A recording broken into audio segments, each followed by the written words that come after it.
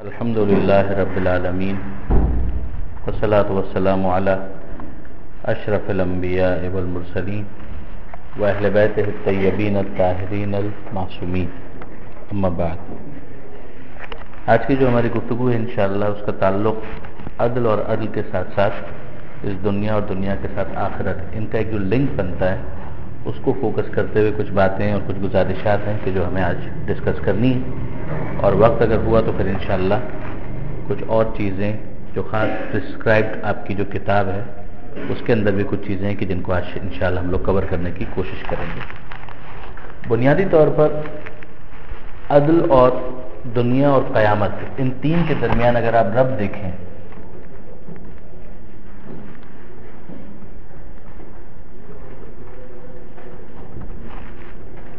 لفظ تو بہت سارے ہیں جو قیامت کے لیے استعمال ہوئے ہیں۔ آخرت کا لفظ بھی ہے، معاد کا لفظ بھی ہے، یہ سارے الفاظ تعبیرات ہیں کہ جن کے ذریعے سے اس دن کو یاد دلایا گیا ہے کہ جو اس دنیا کے بعد ہے۔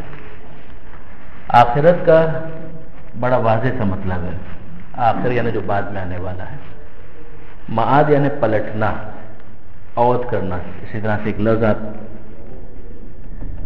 شاید سنتے ہوں، اعادہ کرنا یعنی اس کو پلٹانا، معاد یعنی پلٹانا۔ یہ تقریباً ایک ہی مطلب کے لیے مختلف تعبیرات ہیں۔ اور قیامت کا مطلب ہے کھڑے ہو جانا۔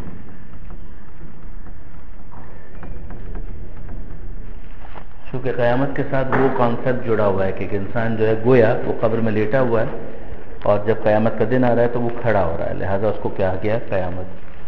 دنیا کے ساتھ جس کا تعلق جو بنتا ہے وہ عدل کے ذریعے سے ہے بیسیکلی، اور بھی بہت سارے ریزنز ہو سکتے ہیں، مگر ایک بنیادی ترین جو ایک ربط اور تعلق ان دونوں کے درمیان بنتا ہے وہ عدل والا بنتا ہے۔ کہ اس کو آپ فرسٹ ایپیسوڈ کے طور پر دیکھیں، اس کو سیکنڈ ایپیسوڈ کے طور پر دیکھیں، اس کو فرسٹ پارٹ کے طور پر دیکھیں، اس کو سیکنڈ پارٹ کے طور پر دیکھیں، اور پھر ان کے درمیان جب آپ لنک کو اسٹیبلش کرتے ہیں کہ یہ چیز ضروری کیوں ہے، یعنی اتنا اصرار کیوں ہے، تو وہ اصرار اسی وجہ سے ہے کہ عدل اس دنیا کے اندر اس طریقے سے ہو ہی نہیں سکتا جب تک قیامت کو ساتھ میں آپ جوڑتے نہیں ہیں۔ اس سے کہ اس دنیا کے اندر لمیٹیشنز ہیں، اس دنیا کے اندر معاملات جو ہیں بہت زیادہ محدود ہیں، اور سب سے بڑی چیز یہ ہے کہ دنیا دار امتحان ہے۔ امتحان ہو جائے پھر اس کے بعد صحیح معنوں میں جو رزلٹ ہے وہ اناؤنس ہوتا ہے۔ اب اگر آپ اس کانسیپٹ کو اچھی طریقے سے کمپریہنڈ کرتے ہیں تو پھر اس کے بعد ہمیں سمجھ میں آتا ہے کہ وہ جو عدل کی تین قسمیں تھیں، جس کے اندر تکوینی، تشریعی اور جزائی، تو اس میں اگر آپ دیکھیں تو اس کے ساتھ اس کا تعلق بن جاتا ہے جزائی کے ساتھ، کیونکہ تکوینی کا تو مطلب یہ ہے کہ اس طرح سے پلیس کیا گیا ہے کہ ایک انوائرمنٹ دیا جا سکے، وہ امتحان کے لیے سوٹیبل ایک انوائرمنٹ ہو، وہ عدل تکوینی کی ریکوائرمنٹ ہے۔ عدل تشریعی وہ ڈیمانڈز ہیں کہ جن کو اس دنیا کے اندر فلفل کرنا ہے، کہ جس کے اوپر پھر اسیس کیا جائے گا، پھر جج کیا جائے گا، مگر اب جج کرنے کے بعد پھر بعد میں جو اس کا رزلٹ یا آؤٹ پٹ یا اس کا جو نتیجہ ہے وہ کہاں ظاہر ہونے والا ہے، وہ ظاہر ہونے والا ہے اس میدان قیامت میں۔ ہم یہ نہیں کہہ رہے کہ اس دنیا کے اندر اس کا نتیجہ بالکل ظاہر نہیں ہوتا ہے، مگر پوری طریقے سے اس دنیا کے اندر وہ ظاہر نہیں ہو سکتا۔ مثلا ہم سنتے ہیں، پڑھتے ہیں کہ پروردگار فرماتا ہے کہ لئن شکرتم لازیدنکم، اگر تم شکر ادا کرو گے تو میں نعمتوں میں اضافہ کر دوں گا۔ تو یہ اس کا ایک امپیکٹ ہے جو دنیا کے اندر ہمیں نظر آتا ہے۔ انسان ایک سیٹسفیکشن فیل کرتا ہے بہت سارے وہ کام کرنے میں، اللہ بذکر اللہ تطمئن القلوب، کہ آگاہ ہو جاؤ کہ انسان کو اللہ کی یاد میں دل کا اطمینان نصیب ہو رہا ہے۔ یہ سارے وہ امپیکٹس ہیں جو اس دنیا کے اندر اس کو حاصل ہوتے ہیں، وہ ٹرینکولیٹی، وہ سیٹسفیکشن، وہ اطمینان نفس، وہ سب حاصل ہو رہا ہے اس کو۔ اس دنیا کے اندر اس کو برکت مل رہی ہے، بہت سی جگہوں پہ کثرت بھی اس کو حاصل ہو رہی ہے، اضافہ بھی ہو رہا ہے، اس کو محبتیں مل رہی ہیں ان کاموں کی وجہ سے کہ جو وہ اچھے کام اس دنیا کے اندر کر رہا ہے، تو بہت سارے اس کے فالوورز ہیں، بہت سارے اس سے محبت کرنے والے ہیں، وہ ٹھیک ہے، وہ سب چیزیں اس کو حاصل ہو رہی ہیں جس کی وجہ سے وہ دنیا کے اندر بھی ایک سیٹسفیکشن حاصل کرتا ہے، مگر آخرت کے اندر وہ چیز جس طریقے سے ریفلیکٹ کرے گی وہ اس دنیا کے اندر ریفلیکٹ نہیں کر سکتی۔ لہٰذا ہم دیکھتے ہیں کہ بہت سارے افراد جو ہیں وہ ظلم و جور کے باوجود اس دنیا کے اندر دنیاوی جس کو آپ عیاشی کہتے ہیں اس کا وہ سامان کر رہے ہیں. وہ اپنی زندگی کو بالکل اس طریقے سے گزار رہے ہیں کہ جو آنکھوں کو خیرہ کرنے والے, کہ جو لگتا ہے کہ نہیں بہت زیادہ عیاشی کے ساتھ وہ زندگی گزار رہے ہیں. کریکٹ کہ ان کے اندر انٹرنل سیٹسفیکشن نہیں ہوگا, مگر ہم جس کو کہیں کہ ایبسولوٹلی ان کو اس دنیا کے اندر محروم کر دیا جائے, وہ اس امتحان کی فلسفی کے ہی خلاف ہے.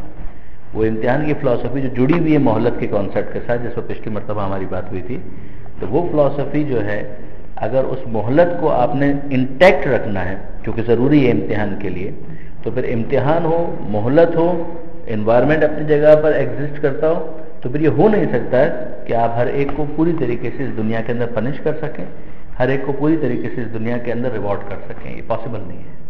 پھر اس کے بعد اور بہت ساری چیزیں کہ جن کو علماء کرام نے ڈسکس کیا کہ یہاں پر دنیا کو پوری طریقے سے دارالجزا یا وہ جگہ کہ جہاں پر جزا یا سزا دی جاتی ہے وہ کیوں نہیں بن سکتی ہے. اس کی ایک وجہ بہت اچھی یہ محسن کراچی صاحب نے لکھا کہ یہاں کی سزا سے دوسرے بھی متاثر ہوتے ہیں. یعنی ایک تو امتحان ہے, اس امتحان کے نتیجے میں جو کچھ ہو رہا ہے ہم تو دیکھتے ہیں کہ اس میں بھی متاثر ہوتے ہیں, مگر وہ تو چلیے امتحان ہے. مگر اگر اس دنیا کے اندر ہی پوری طریقے سے اس کو دار سزا یا جزا بنا دیں تو اس کا نتیجہ کیا نکلتا ہے کہ ایک شخص کی سزا جو ہے اس سے دوسرے افراد بھی متاثر ہوتے ہیں. مثلا بیٹا ہے, کرتوت اس کے ہیں, یہیں پر اس کو نمونہ عبرت اس طرح سے بنا دیا جائے کہ آخرت کو بالکل ہم مائنس کر دیں, ختم کر دیں, تو اس کی ماں کتنی متاثر ہوگی اس سے. ہم فرض یہ کرتے ہیں کہ ماں کا کوئی قصور نہیں ہے, اس سے تربیت بھی صحیح کی, سب کچھ ٹھیک تھا, لیکن اب اگر یہاں پر پوری طریقے سے ہم یہیں پر اس کو سزا دینا شروع کر دیں تو اس کے جو دوسرے افراد ہیں, رشتہ دار ہیں, وہ کتنے متاثر ہوتے ہیں. تو امتحان کی حد تک جو ہے وہ تو پھر بھی بات سمجھ میں آتی ہے کہ چلیے ایک امتحان ہو رہا ہے, لیکن یہ کہ اگر اس کو ہی آپ پوری طریقے سے جزا اور سزا بنا دیں, سزا خاص طور پر, تو اس کے اندر یہ والا معاملہ بھی آتا ہے. پھر اس کے بعد دوسری چیز بھی یہ کہ یہاں پر اگر فوراً یہ ساری چیزیں ہونے لگیں سزا, تو پھر وہ نیکی جو ہے وہ مجبوری کی نیکی بن جائے گی. وہ اختیار پر ختم ہو گیا نا آپ کا, اس لیے کہ مہلت والا تو کانسیپٹ ہی ختم ہو گیا. مہلت تو کہتے ہی اس کو ہے کہ فوراً آپ کو سزا نہ ملے اور انسان کو اس بات کا اختیار دیا جائے کہ وہ اس لمیٹڈ پیریڈ کے اندر اپنی مرضی سے اس کام کو انجام دے. اس کو سمجھانے کے لیے عام طور پر قرآن مجید کی اس آیت کو اگر آپ ذہن میں رکھیں کہ لو یعجل اللہ للناس الشر استعجالهم بالخیر لقضی, کہ اگر اللہ سزا دینے میں شر میں اتنی ہی جلدی کرتا کہ جتنی یہ لوگ ثواب کے معاملے میں جلدی کرتے ہیں, تو سوچو تو صحیح کہ پھر بچتا کون اس دنیا کے اندر. جیسے ہی مثلا کسی نے کوئی گناہ کا کام انجام دیا ویسے ہی اس کو سزا نے آ کر پکڑ لیا, تو پھر تو آپ بچے گا کون. فجر کی نماز قضا کی اور اس کو موت آ گئی, بچے گا کون. رمضان کا روزہ نہیں رکھا اور اس کو موت آ گئی, بچے گا کون. یا مثلا اس نے حج واجب ہو گیا اور نہیں کیا. ایک ہے اس کو سمجھانا, کنونس کرنا, اس کو ڈرانا, اس کے ذریعے اس کو راغب کیا جا رہا ہے, اور ایک یہ ہے کہ جیسے اس نے یہ کام کیا فوراً اس سے کہ آپ کہہ رہے ہیں کہ درمیان میں گیپ نہیں آنا چاہیے. گیپ نہیں آنا چاہیے تو بالکل بھی گیپ نہیں آنا چاہیے. پھر اس کے بعد 1 منٹ اور 1 سال کا کوئی فرق نہیں ہے. پھر اس کے بعد یہ گیپ نہیں آنا چاہیے. یہاں اس نے غلط کام کیا فوراً اس کو پکڑ لیا جائے. اگر ایسا معاملہ ہو تو پھر اس کا نتیجہ کیا نکلے گا کہ کوئی بچے گا نہیں. اور دوسری طرف اگر ایسا ہوتا کہ آج اگر کسی نے فجر کی نماز پڑھی اور وہ گھر پر جائے اور جاتے ہی وہ دیکھے تو اس کے تکیے کے نیچے سے $100 کے 10 نوٹ نکل آئے, تو یہ جزا بھی فوراً آ گئی. تو اس کے بعد تو سارے مومن ہوں. جیسے ہی آپ مہلت کو مائنس کرتے ہیں درمیان سے تو پھر تو سارے کے سارے مومن ہوں. اس کے اندر جو پرنسپل ہے امتحان کا وہ ہے ہی یہ کہ مہلت کا جو پیریڈ ہے اس مہلت کے پیریڈ کے اندر انسان کو آزاد چھوڑا جائے, متوجہ کیا جائے. جیسے میں نے لاسٹ ٹائم جو ایک تعبیر استعمال کی تھی کہ اوپن بک ایگزام, اور اس کو یہ کہا جائے کہ یہ کرنا ہے یہ نہیں کرنا ہے, یہ ہم نے تم کو گائیڈ کر دیا. ان ہدیناہ السبیلا جو قرآن کی تعبیر کہ ہم نے راستہ دکھا دیا, اما شاکرا و اما کفورا. اب اس کی مرضی ہے وہ شکر کرنے والا بنے یا کفران کرنے والا بنے. تو ساری جو بیوٹی اور حسن ہے وہ اس کے اندر ہے, اس مہلت والے کانسیپٹ کے اندر. پھر اس کے بعد امکان توبہ ختم ہو جاتا. پروردگار نے تو اس دنیا کے اندر جو ڈیزائن رکھا ہے وہ یہ ہے کہ اس کے اندر توبہ کے پروویژن کو بھی رکھا ہے. اگر اب آپ تصور میں لے کر آئیں وہ واقعہ اور حکایت کہ جو آپ کے حافظے کے اندر محفوظ ہے. جناب حر نے راستہ روکا اور وہیں پر ان کے اوپر عذاب آ گیا. جیسے انہوں نے راستہ روکا امام حسین کا، فوراً ان کے اوپر عذاب آ گیا. توبہ کا دروازہ جو بعد میں ان کے لیے ایکسرسائز ہونا ہے، اس کی گنجائش بھی ختم ہو گئی. اگر فوراً عذاب آنا شروع ہو جائے تو پھر اس کے بعد توبہ کی جو گنجائش رکھی گئی ہے وہ گنجائش بھی ختم ہو جائے گی. لہٰذا پروردگار عالم نے یہ جو ڈیزائن ہے، پھر میں کہہ رہا ہوں کہ ہم ہاؤ کو انڈرسٹینڈ کر رہے ہیں کہ یہ ڈیزائن بنایا کیسے گیا ہے، اس کے اندر ایک توبہ کا پروویژن رکھا گیا. پھر دوسری بات، آخری بات یہ ہے کہ بہت اچھی بات انہوں نے کی کہ نیکی اور جرم کے آثار دنیا کے اختتام تک کاؤنٹ کیے جائیں گے. ایک شخص ہے وہ اس دنیا سے بھی چلا گیا، ثواب جاریہ. ایک شخص اس دنیا سے چلا گیا، عذاب جاریہ. کوئی اچھا کام کر کے گیا جو اس کی ذات تک محدود نہیں تھا، کوئی برا کام کر کے گیا جو اس کی ذات تک محدود نہیں تھا. آپ فالو کر رہے ہیں؟ اب اس ثواب جاریہ کو اگر کاؤنٹ کرنا ہے تو you have to wait for the last day, کہ جب یہ پورا سلسلہ کمپلیٹ ہو جائے تو پھر تو اکاؤنٹ پورا ہوگا کہ اس نے جو نیکی کا کام کیا تھا اس سے کتنے لوگوں نے فائدہ اٹھایا. وہ سارا کا سارا ثواب اس کے نامہ اعمال کے اندر لکھا جائے گا. فار ایگزامپل اس نے کوئی مسجد بنائی تھی، جب تک یہ مسجد ہے، نمازی آ رہے ہیں، نماز پڑھ رہے ہیں تو اس کو ثواب مل رہا ہے. تو you have to wait for the last day کہ جب اکاؤنٹ پورا ہو کہ کتنے افراد نے یہاں پر آ کر نماز پڑھی، یہ مسجد جو ہے وہ کتنے لوگوں کے لیے فائدہ مند ثابت ہوئی اگر وہ قربتاً للہ کی نیت کے ساتھ اس نے مسجد بنائی تھی. اسی طرح سے خدا نہ کرے کسی نے کوئی برا کام انجام دیا، ایسا برا کام انجام دیا کہ جس کا امپیکٹ لانگ لاسٹنگ ہے، اس کی ذات تک محدود نہیں ہے. اس نے ایک بری کتاب لکھ دی، ایک پوش لٹریچر جو ہے اس کا اضافہ کر دیا، ایک نائٹ کلب کھول دیا. اب جتنے افراد وہاں پر آ رہے ہیں اور وہ سب کے سب اس کی وجہ سے اپنے اس برے کام کو انجام دے رہے ہیں، تو یہ عذاب کے لیے بھی آخری دن تک آپ کو انتظار کرنا پڑے گا کہ کتنے افراد اس سے نیگیٹولی متاثر ہوتے ہیں. تو یہ بہت اچھا ایک انالیسس تھا جو انہوں نے کیا کہ دنیا دارالحساب یا دنیا دارالجزا کیوں نہیں ہو سکتی. اب اس کے بعد آئیے تھوڑا سا ہم مزید اس کے اندر آگے بڑھتے ہیں. ایک بحث عدل الہی میں بھی آغا مطہری نے بھی اس کو تھوڑا مختلف انداز سے اس کو پریزنٹ کیا ہے. بہت ہی شیریں بحث، بہت ہی ایبزاربنگ، پرسنلی مجھے بہت پسند ہے واقعی. ایک مثال ہے کہ جب آپ اس دنیا سے ٹرانزیشن کی بات کرتے ہیں اور کہتے ہیں کہ ہم اس دنیا سے جا رہے ہیں آخرت کی طرف، اسلام کا تو کانسیپٹ یہی ہے نا. ایک ایسا کانسیپٹ ہے کہ جس کے اوپر تقریباً ادیان الہی جتنے بھی ہیں وہ سب کے سب متفق ہیں. تقریباً ادیان الہی جن کو آسمانی ادیان آپ کہتے ہیں، کرسچینٹی، جوڈائزم نے تھوڑا اصرار کم کیا اس کے اوپر، لیکن بہرحال وہ بھی اس پر ایگری کرتے ہیں کہ آخرت ہے. اسلام تو خیر اس کے اوپر بات کرتا ہی ہے. بعض دیگر مذاہب ہیں کہ جن کو عام طور پر ادیان آسمانی یا ادیان الہی کاؤنٹ نہیں، توحیدی ادیان کاؤنٹ نہیں کیا جاتا. انہوں نے اس کے علاوہ کچھ اور بھی چیزیں سجیسٹ کی ہیں، جیسے آپ تناسخ یا آواگوان کا جو نظریہ ہے شاید آپ نے سنا ہو.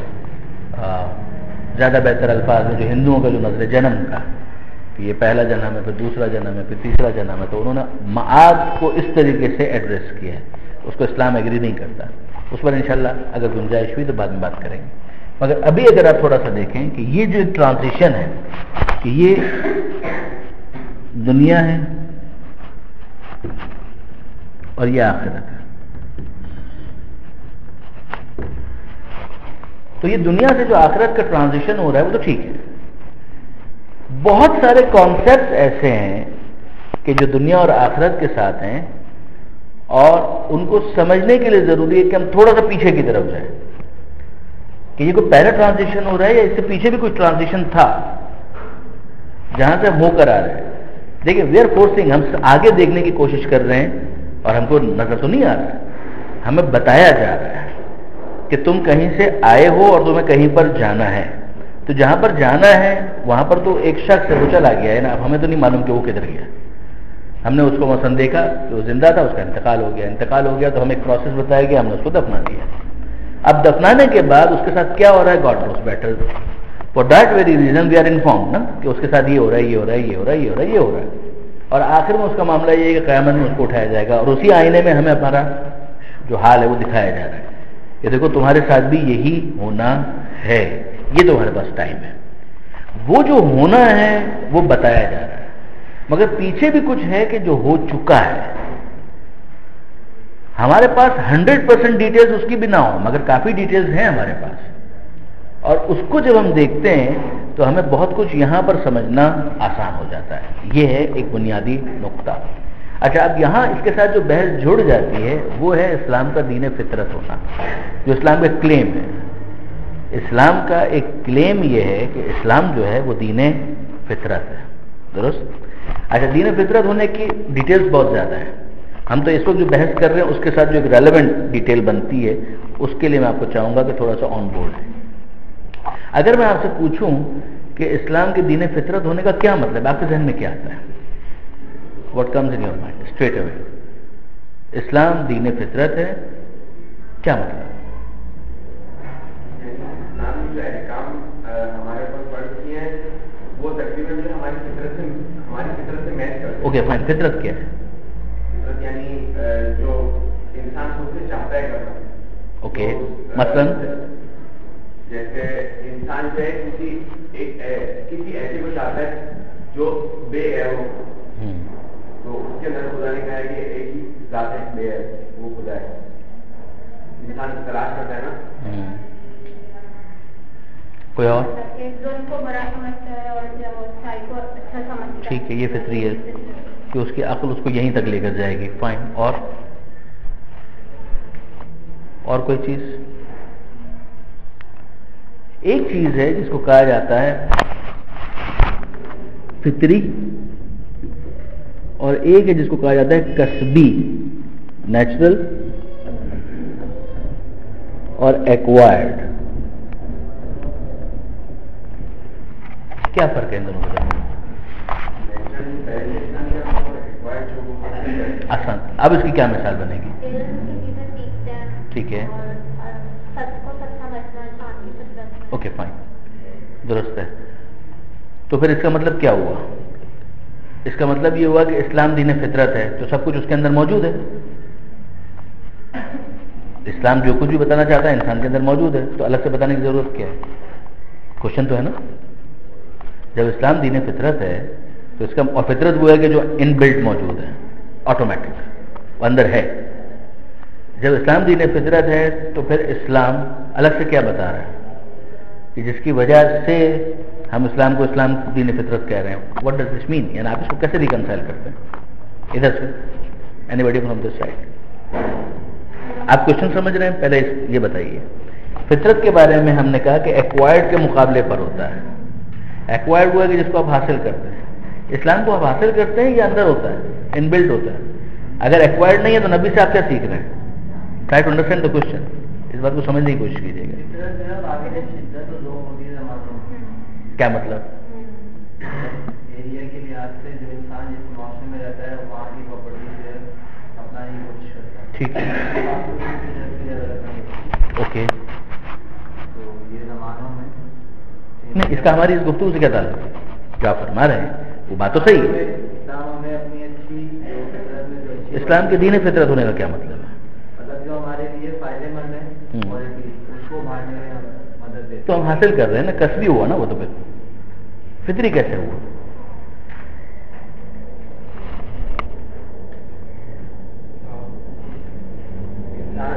جو آپ بات کہہ رہے ہیں وہ بہت امپورٹنٹ ہے. جو آپ کہہ رہے ہیں بہت امپورٹنٹ ہے. میں چاہ رہا ہوں کہ اس کو کھول کے کوئی بیان کریں. اسلام سے ہمیں بتاتا ہے کہ یہ ہماری فطرت میں جو ہے اس کا طریقہ کیا ہے، ہمیں اس کو کیسے استعمال کرنا ہے، اس میں سے کیا چیز صحیح ہے کیا نہیں ہے. تو فطری کیسے ہوگا؟ وہ تو ہمیں بتا رہا ہے نا فطرت کے بارے میں. مطلب جیسے ایک بچہ ہے، اس کے ذہن میں تو صرف سچ ہے، یا اگر کوئی اس سے جھوٹ کہتا ہے تو اس کو تو نہیں پتا. یہ اسلام بتاتا ہے کہ اس طرح سے جو بات ہو، مثلا فار ایگزامپل ایک شخص ہے وہ آپ کے سامنے اگر جھوٹ کہتا ہے، اسلام آپ کو کیا بتاتا ہے اس کے بارے میں؟ یہ دودھ جو ہے بالکل خالص ہے جبکہ اس کے اندر ملاوٹ موجود ہے. اسلام تو نہیں بتاتا، یہ تو لیبورٹری کا ٹیسٹ بتاتا ہے. اس میں اسلام کیا بتاتا ہے؟ باہر سے معذرت سمجھیے گا، جو آپ کہہ رہے ہیں اسی کو کرٹیکلی انالائز کریں نا کہ کیا آپ کہہ رہے ہیں اور اس کا کیا مطلب نکلتا ہے. جی کیا ہم کو نہیں کرنا چاہیے، بالکل صحیح. تو یہ تو آلریڈی موجود ہے نا فطرت میں، تو پھر اسلام کی ضرورت تو نہ ہوئی. تو کیوں دیے جب وہ اندر موجود ہے؟ تو یہاں پر ان کی وہ بات جو ہے بہت میٹر کرتی ہے. یہ جو ابھی تھوڑی دیر پہلے کہہ رہے تھے کہ انسان جو ہے اس کی فطرت جو ہے وہ کہیں پر اسٹرانگ ہے، کہیں پر کمزور ہے، انفلوئنس ہوتی ہے. اور اسلام اس کو اس گائیڈنس کے ذریعے سے ایک صراط مستقیم کے اوپر چلنے میں مدد دیتا ہے. کوئی بھی چیز اس کی فطرت کے خلاف نہیں ہوگی. بالکل صحیح، اگر ہو جائے تو عدل کے خلاف ہوگا. یہ اصولی طور پر یہ بات درست ہے. اب میں آپ کے سامنے 2-3 مثالیں رکھتا ہوں. یہ بتائیے، یہ جو بھی ہم نے علم کی بات کی نا، علم کسبی ہے، درست ہے؟ علم کسبی ہے، اس کو ہم حاصل کرتے ہیں. علم کے پیچھے کیا ہے؟ آپ علم کیوں حاصل کرنا چاہتے ہیں؟ وہ کیا فطری انیشیٹو ہے جو آپ کے اندر موجود ہے، انسٹنکٹیو؟ وہ کیا ہے؟ وہ کیا چیز ہے؟ اس کے لیے کیا لفظ ہے؟ بہتر کیوریوسٹی. احسن، کیوریوسٹی یا تجسس، درست. تجسس ہر ایک کے اندر فطری ہے. بات سمجھیے گا، تجسس آپ کے اندر فطری ہے. وہ کیا کر رہا ہے؟ یہ کیا ہو رہا ہے؟ ادھر کیا ہو رہا ہے؟ آپ بیٹھے ہیں اور پیچھے سے کسی نے آپ کے کاندھے پہ ہاتھ رکھا، آپ نے فوراً پیچھے مڑ کر دیکھا. کیوں؟ آپ نے احساس کیا، فوراً آپ پیچھے مڑ کر دیکھتے ہیں. کیوں؟ یہ آپ کے اندر تجسس رکھا گیا. کون تھا وہ؟ کون تھا؟ یہ آپ کے اندر ایک متجسس جو جبلت ہے، یہ آپ کے اندر انبلٹ ہے. یہ اگر آپ ایک نارمل انسان ہیں تو آپ کو کہیں سے سیکھنا نہیں ہے. تجسس انسان کے اندر موجود ہے. اب اس تجسس کا استعمال 2 فورڈز میں ہو سکتا ہے، پازیٹیو بھی ہو سکتا ہے، نیگیٹو بھی ہو سکتا ہے. آپ دیکھتے ہیں کہ ایک انسان جو ہے وہ تجسس کرتا ہے اور اس کے ذریعے سے کیا معلوم کرنا چاہتا ہے؟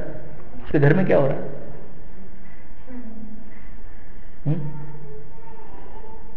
یہ وہ تجسس ہے کہ جس کے لیے قرآن کہتا ہے لا تجسسوا، یہ تجسس مت کرو، فطری ہے. اسلام دین فطرت ہے.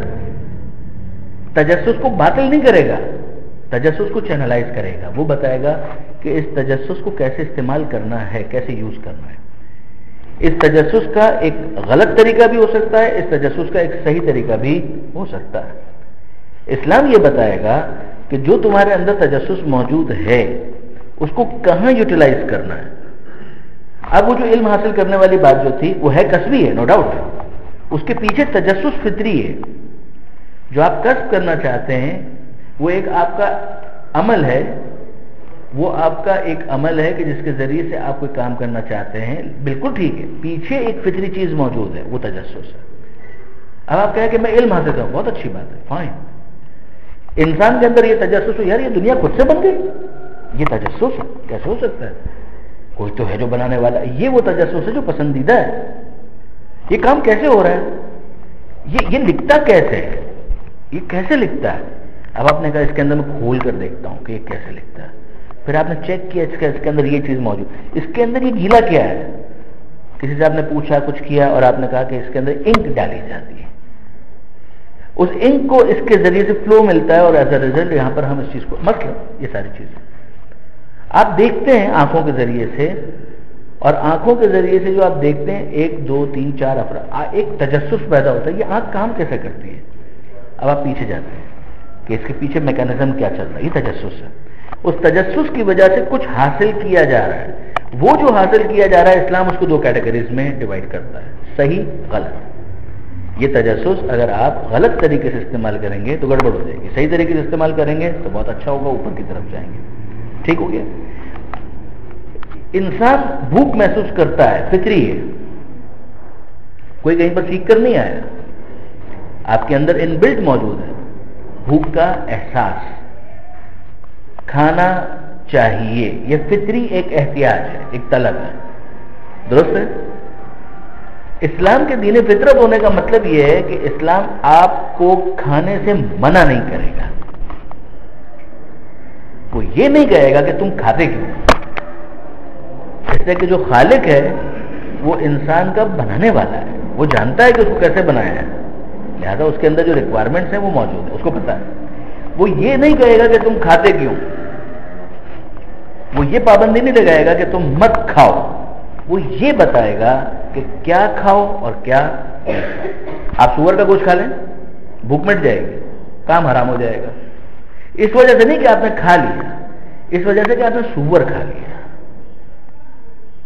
آپ دوسری حلال غذائیں کھاتے, اسلام نے اس کو ایڈوکیٹ کیا, حلالن طیبہ, حلال کھاؤ, طیب پاک و پاکیزہ کھاؤ, بہت اچھی بات ہے.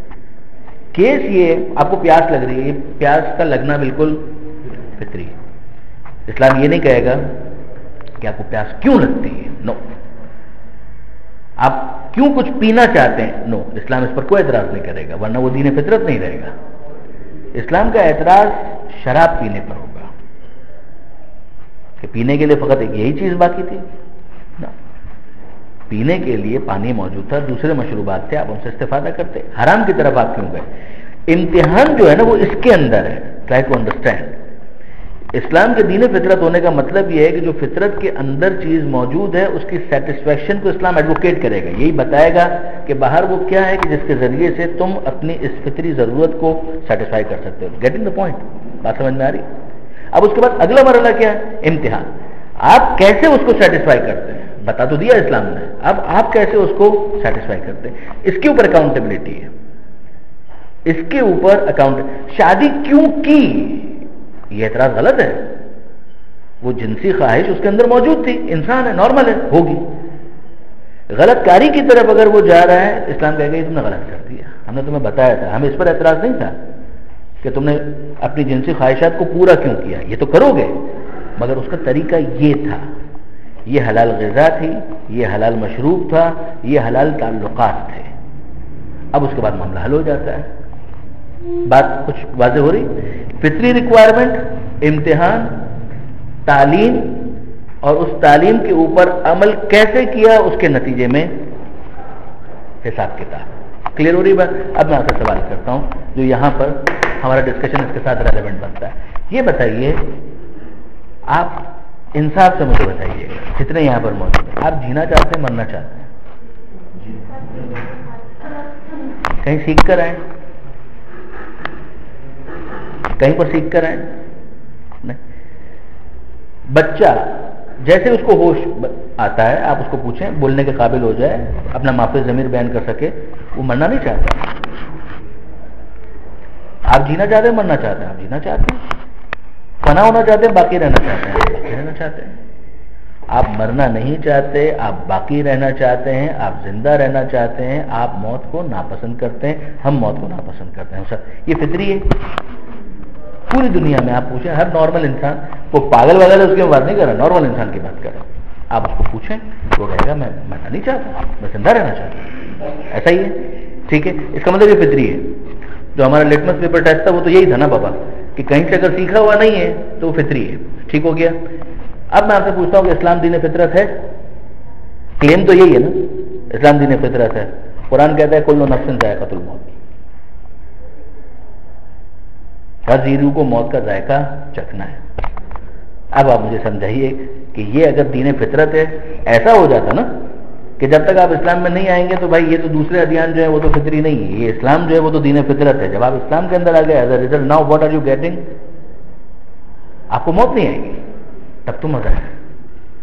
لیکن اب جو کیس ہو گیا وہ یہ ہو گیا کہ جہاں پر جیسے ہی ہم نے اسلام قبول کیا, اینڈ وی اسٹارٹڈ کہ ہم قرآن کو پڑھیں, پہلا ٹیکسٹ ہمارے پاس یہی ہے, ہم نے پڑھا, ہم کو مل گیا, اینما تکونوا یدرککم الموت, تم کہیں پر بھی چلے جاؤ موت تمہیں آ جائے گی.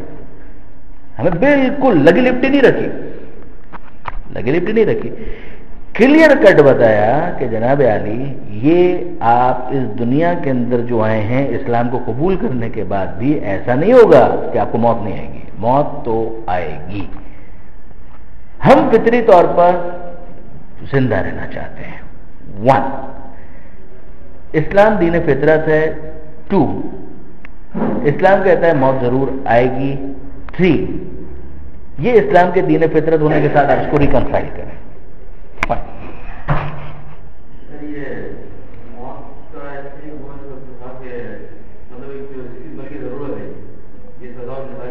ہوا کرے, یہ تو بات کی بات ہے نا دوست. اس وقت ہم بات جس پیرامیٹر میں کر رہے ہیں نا, کیا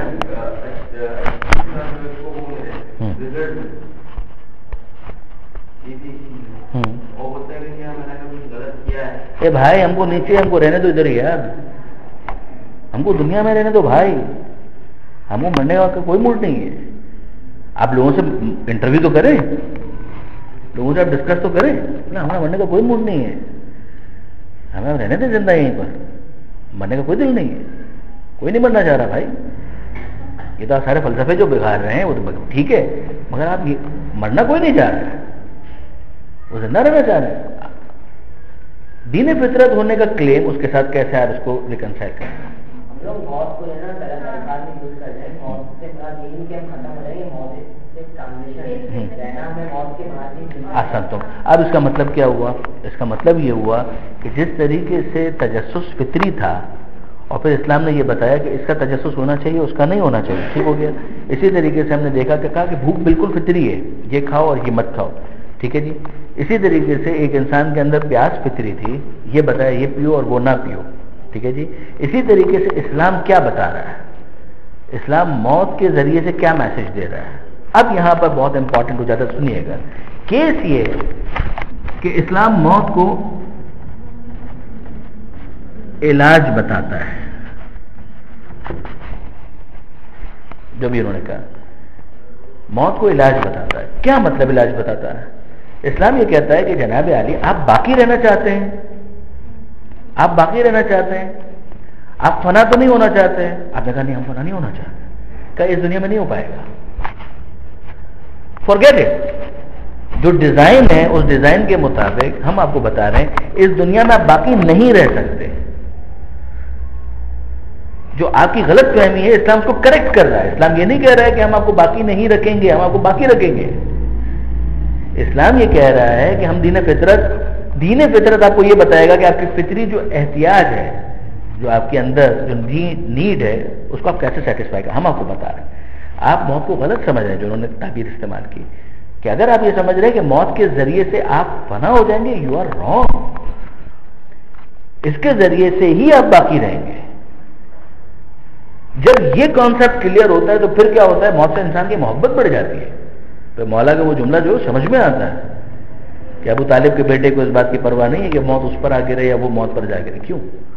میں موت سے اتنا مانوس ہوں کہ جتنا بچہ اپنی ماں کے فطری ذخیرہ غذا سے مانوس نہیں ہوتا. یہ کیا جملے ہیں؟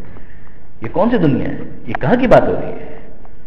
یہ اس کانسیپچل کریکشن کے بعد پاسبل ہے، آئیڈیولوجیکل کریکشن کے بعد، کہ جہاں پر موت کو فنا کے ایکویویلنٹ نہ سمجھا جائے. یہ سمجھا جائے کہ موت وہ راستہ ہے کہ جس کے ذریعے سے آپ کو بقا حاصل ہوگی، تب تو یہ پاسبل ہے، ادروائز پاسبل نہیں ہے. اچھا اب آئیے ذرا سا اس کو پیچھے کی طرف دیکھیے. یہ اس دنیا سے آخرت کا جو ٹرانزیشن ہے، اس بقا کے ذریعے سے ہم کچھ سمجھنا چاہ رہے ہیں نا. بقا کی جو خواہش، بقا کا جو جذبہ ہے، اس کے ذریعے سے ہم کچھ استدلال کر رہے ہیں. ذرا سا اس کو دیکھیے گا پیچھے کی طرف. اس دنیا میں آنے سے پہلے ایک انسان کہاں ہوتا ہے؟ امیجیٹ اسی دنیا رحم مادر، ٹھیک ہے، شکم مادر، ووم آف دا مدر.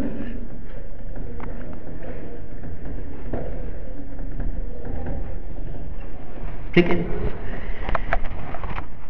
میں نے حوالہ دیا الہی کے اندر آگے مطہرین نے، دیگر علماء کرام نے بھی اس تمثیل سے بہت زبردست نتائج مرتب کیے اور اس ڈیزائن کو سمجھانے کی کوشش کی ہے کہ جو ایگزسٹ کرتا ہے. وہ کہتے ہیں جناب آپ اس دنیا سے پہلے، یعنی اس دنیا کے اندر ہی ایک فیز سے گزرے ہیں، اور وہ فیز یہ ہے کہ آپ ماں کے پیٹ سے اس دنیا میں آئے. ٹھیک ہے جی. اب وہ مثال جو علماء کرام نے بیان کی، ایکسلنٹ. کیا آپ تصور کریں کہ وہ بچہ جو ماں کے پیٹ کے اندر ڈیولپنگ فیز کے اندر ہے، جس کے لیے پروردگار عالم نے کہا یصورکم فی الارحام کیف یشاء، وہ خدا ہے کہ جو تمہاری ماں کے شکم میں تمہاری صورت بناتا ہے جیسی چاہتا ہے. یہ خود خدا کی نشانیوں میں بہت بڑی نشانی ہے، آنیسٹلی اسپیکنگ بہت ہی بڑی نشانی. یعنی اس پورے پروسیس کو اسٹڈی کر کے بہت سارے افراد جو ہیں وہ خدا کے قائل ہوئے ہیں. ہوا ایسا کہ یہ کیا ہو رہا ہے؟ یہ جو فیٹس کی جو ڈیولپمنٹ ہے، جنین جس کو کہا جاتا ہے، کہ یہ فرسٹ ویک میں، پھر سیکنڈ ویک میں، تھرڈ ویک میں، یا دوسرے جو معروف جو تعبیرات ہے کہ پہلے مہینے کی ڈیولپمنٹ، دوسرے مہینے کی ڈیولپمنٹ، تیسرے میں، یہاں تک کہ پروردگار فرماتا ہے ثم انشأناه خلقا آخر، ہم نے اس کو کچھ اور ہی بنا دیا. بن رہا تھا یہاں تک کہ ہم نے اس کو کچھ اور بنا دیا. فتبارک اللہ احسن الخالقین، بابرکت ہے وہ خدا کہ جو احسن الخالقین ہے. خدا نے ناز کیا ہے اس کے اوپر کہ ہم نے انسان کو ایسا بنایا. اچھا، اب وہ جو انسان وہ جو شکم مادر میں بن رہا ہے، تمثیل یہ ہے کہ جب وہاں پر اس کے آرگنز ڈیولپ ہو رہے تھے، کنسیو ہونے کے بعد آہستہ آہستہ جو آرگنز ڈیولپ ہو رہے تھے، ان کو دیکھنے کے بعد جو آلریڈی ایگزسٹنگ جو ماں کے اپنی باڈی پارٹس تھے، انہوں نے آپس میں باتیں کرنا شروع کی. سنیے گا اس کو. وہ لنگس تو پہلے سے موجود ہے، ٹھیک ہے، جگر پہلے سے موجود ہے، گردے پہلے سے موجود ہیں، دل پہلے سے موجود، سب موجود ہے. انہوں نے آپس میں بات چیت شروع کی. انہوں نے کہا یہ نیا کون آ گیا؟ ہم تو یہاں پر اولڈ یہاں پر سیٹلر سے ریسیڈنٹ تھے، یہ نیا سیٹل کون ہو رہا ہے یہاں پر؟ یہ نیا کون آ گیا؟ اب یہ جو گفتگو ہو رہی تھی، اس گفتگو کا نتیجہ کیا نکلا؟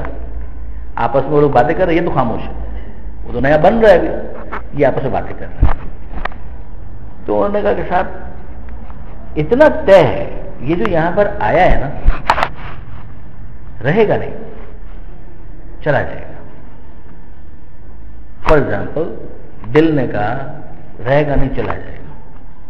پھیپڑے نے سوال کیا بھائی کیسے چلا جائے گا، تم کو کیا پتا، ابھی تو یہ آیا ہے. کہ نہیں، اس کی ڈیولپمنٹ بتا رہی ہے کہ یہ یہاں کے لیے نہیں ہے. کیا یہ جس طریقے سے ڈیولپ ہو رہا ہے نا، اس کا ڈیولپ ہونا بتا رہا ہے کہ یہ یہاں کے لیے نہیں ہے. کیسے پتا چل رہا ہے؟ تاکہ تم ذرا دیکھو، اس کی تو آنکھیں بن رہی ہیں. آنکھوں کا کام کیا ہے؟ دیکھنا. یہاں پہ تو کچھ دیکھنے کے لیے ہے ہی نہیں. یہ ہے یہاں پر، مگر اس کی آنکھوں کا بننا اس بات کی دلیل ہے کہ یہ یہاں کے لیے نہیں ہے، یہ کہیں اور کے لیے. یہ ایک ایسی جگہ پر جائے گا جو رنگ و نور کی دنیا ہوگی، کہ جہاں پر یہ منظر دیکھ سکے گا. Getting the point? اس نے کہا کہ دیکھو یہ بھی چیک کرو، اس کے تو کان بن رہے ہیں، کانوں کا کام تو سننا ہے. یہاں پہ تو کوئی آواز نہیں ہے، کوئی شور نہیں ہے. اس کے کانوں کا بننا اس بات کی دلیل ہے کہ یہاں بن رہا ہے، مگر یہاں کے لیے نہیں بن رہا. یہ کسی ایسی جگہ پر جائے گا جہاں شور ہوگا، جہاں آوازیں ہوں گی. اچھا تم ذرا دیکھو، اس کے تو پیر بھی بن رہے ہیں. پیروں کا کام ہے دوڑنا، چلنا، پھرنا. یہاں پر تو اسپیس ہی نہیں ہے، میدان نہیں ہے. جب یہاں پر اسپیس نہیں ہے، میدان نہیں ہے، تو یہ کہاں پر دوڑے گا، کہاں پر بھاگے گا؟ اس کے پیر بتا رہے ہیں کہ یہاں پر بن رہا ہے، مگر یہاں کے لیے نہیں بن رہا. اس کے تو ہاتھ بھی بن رہے ہیں. ہاتھوں کا کام کیا ہے؟ اٹھانا، رکھنا. یہاں پہ تو کوئی چیز ہی نہیں ہے کہ جس کو یہ اٹھائے گا. جس پیک کے اندر اس کو رکھا گیا ہے وہاں پہ کچھ بھی نہیں ہے کہ جس کو یہ ہینڈل کر سکے ہاتھوں سے. تو اس کے ہاتھ بتا رہے ہیں کہ یہ کسی ایسی جگہ پر جائے گا جہاں پر یہ اپنے ہاتھوں سے چیزوں کو اٹھا سکے، رکھ سکے، موو کر سکے. سب نے کہا کہ ہاں بالکل تم صحیح کہہ رہے ہو، ایسا ہی ہے، ایسا ہی ہے. یہاں بن رہا ہے مگر یہاں کے لیے نہیں بن رہا. اس کو پتا ہے جو بن رہا ہے؟ اس کو نہیں پتا، مگر بن رہا ہے وہاں پر، وہاں کے لیے نہیں بن رہا. اب میں آپ سے سوال کرتا ہوں، جس طریقے سے آنکھوں کا وہاں پر بننا اس بات کی دلیل ہے کہ وہاں ہے مگر وہاں کے لیے نہیں ہے، پیروں کا وہاں بننا دلیل ہے کہ وہاں پہ ہے مگر وہاں کے لیے نہیں ہے، بالکل اسی طریقے سے ہمارے اندر بقا کی خواہش کا ہونا اس بات کی دلیل ہے کہ ہم اس دنیا میں ہیں مگر دنیا کے لیے نہیں ہے. جیسے کہ یہاں پر بقا نہیں مل سکتی، یہاں پر ایک انسان باقی نہیں رہ سکتا. اس موقع پر وہ جو تھا بچہ، اس بچے کو تو پتہ بھی نہیں ہے، مگر یہ ہمارے لیے یہاں پر ایک بہت بڑا پروردگار عالم نے ایک انتظام کر دیا کہ یہاں پر رہتے ہوئے ہم خود اپنے بارے میں سوچیں کہ باقی ہو، رہنا چاہتے ہو؟ جی ہاں باقی رہنا چاہتے ہو. کیا اس دنیا کے اندر باقی رہ سکتے ہو؟ یہ فطری ہے کہ باقی رہنا چاہتے ہو. یہ مشاہدتی ہے کہ ہم مشاہدہ کر رہے ہیں، آبزرویشن کر رہے ہیں. یہ بھی چلا گیا، یہ بھی چلا گیا، یہ بھی چلا گیا، یہ بھی چلا گیا. اس کا مطلب یہ کہ اس دنیا کے اندر ہماری یہ خواہش تسکین نہیں پا سکتی کہ ہم باقی رہنا چاہتے ہیں. ہے خواہش فطری. پچھلے فیز میں ہم کو یہ سمجھا دیا گیا کہ بہت ساری چیزیں کسی مرحلے میں ہوتی ہیں مگر وہاں کے لیے نہیں ہوتی ہے. اس مرحلے میں یہ سمجھایا کہ جو تم باقی رہنا چاہتے ہو اس کو ہم سیٹسفائی کریں گے، مگر تم موت کو فنا کیوں سمجھ رہے ہو؟ اس کے ذریعے سے ہم تمہاری اس خواہش کو سیٹسفائی کریں گے. Are getting the point? اچھا اب اس کے بعد آئیے وہ بچہ جس کو بنایا جا رہا ہے اس دنیا کے لیے, ہاں وہ بچہ جس کو بنایا جا رہا ہے اس دنیا کے لیے, جب اس کو اس دنیا کے اندر بھیجا جاتا ہے ماں کے پیٹ سے تو خوشی خوشی آتا ہے, اس کو اچھا نہیں لگ رہا ہے. مگر اگر اس کو یہاں پر بھیجا ہے وہ خوشی خوشی نہیں آ رہا ہے, مگر خوشی خوشی نہ بھی آئے تو اس کو اس دنیا میں بھیج دیا جائے گا, اس لیے کہ اس کی ترقی اسی میں ہے کہ وہ وہاں پر نہ رہے. آج میں اگر آپ سے سوال کروں کہ کیا آپ واقعی یہ چاہتے ہیں کہ ہمیشہ آپ کو ماں کے پیٹ میں ہی رکھا جاتا ہے, تو آپ کہیں گے کہ نہیں یار وہ کہاں محدود جگہ ہے, یہ کہاں اتنی وسیع جگہ ہے. آپ نے غور کیا؟ یہ ہوتا ہے بات کا انالیسس, یہ ہوتا ہے بات کا اسسمنٹ. اس وقت اس بچے کو نہیں معلوم, لہٰذا جب وہ آتا ہے تو روتے ہوئے آتا ہے, اس کو اجنبی لگتا ہے, یہ کہاں گیا, یہ کہاں گیا, یہ کہاں گیا, اجنبیت کا احساس ہوتا ہے. اس کی آنکھوں میں آنسو آ جاتے ہیں, وہ رونے لگتا ہے, وہ چیخنے لگتا ہے. مگر اس کے اس رونے اور چیخنے کی وجہ سے پروسیس کو ریورس نہیں کیا جائے گا. اس کو یہ نہیں کہا جائے گا کہ okay okay okay we are sending you back. No, ایسا نہیں ہوگا. تمہارا ارتقاء, تمہاری ترقی, تمہارا آگے بڑھنا اسی میں ہے کہ تم اس مرحلے کے بعد اس مرحلے کے اندر آ جاؤ. جس طریقے سے اس موقع پر اس کے رونے دھونے کی وجہ سے اس کے ارتقاء اور اس کی ترقی کو نہیں روکا جاتا, اسی طریقے سے اگر کوئی اس دنیا سے آخرت میں جاتے ہوئے رونا شروع کر دے, روکا نہیں جائے گا.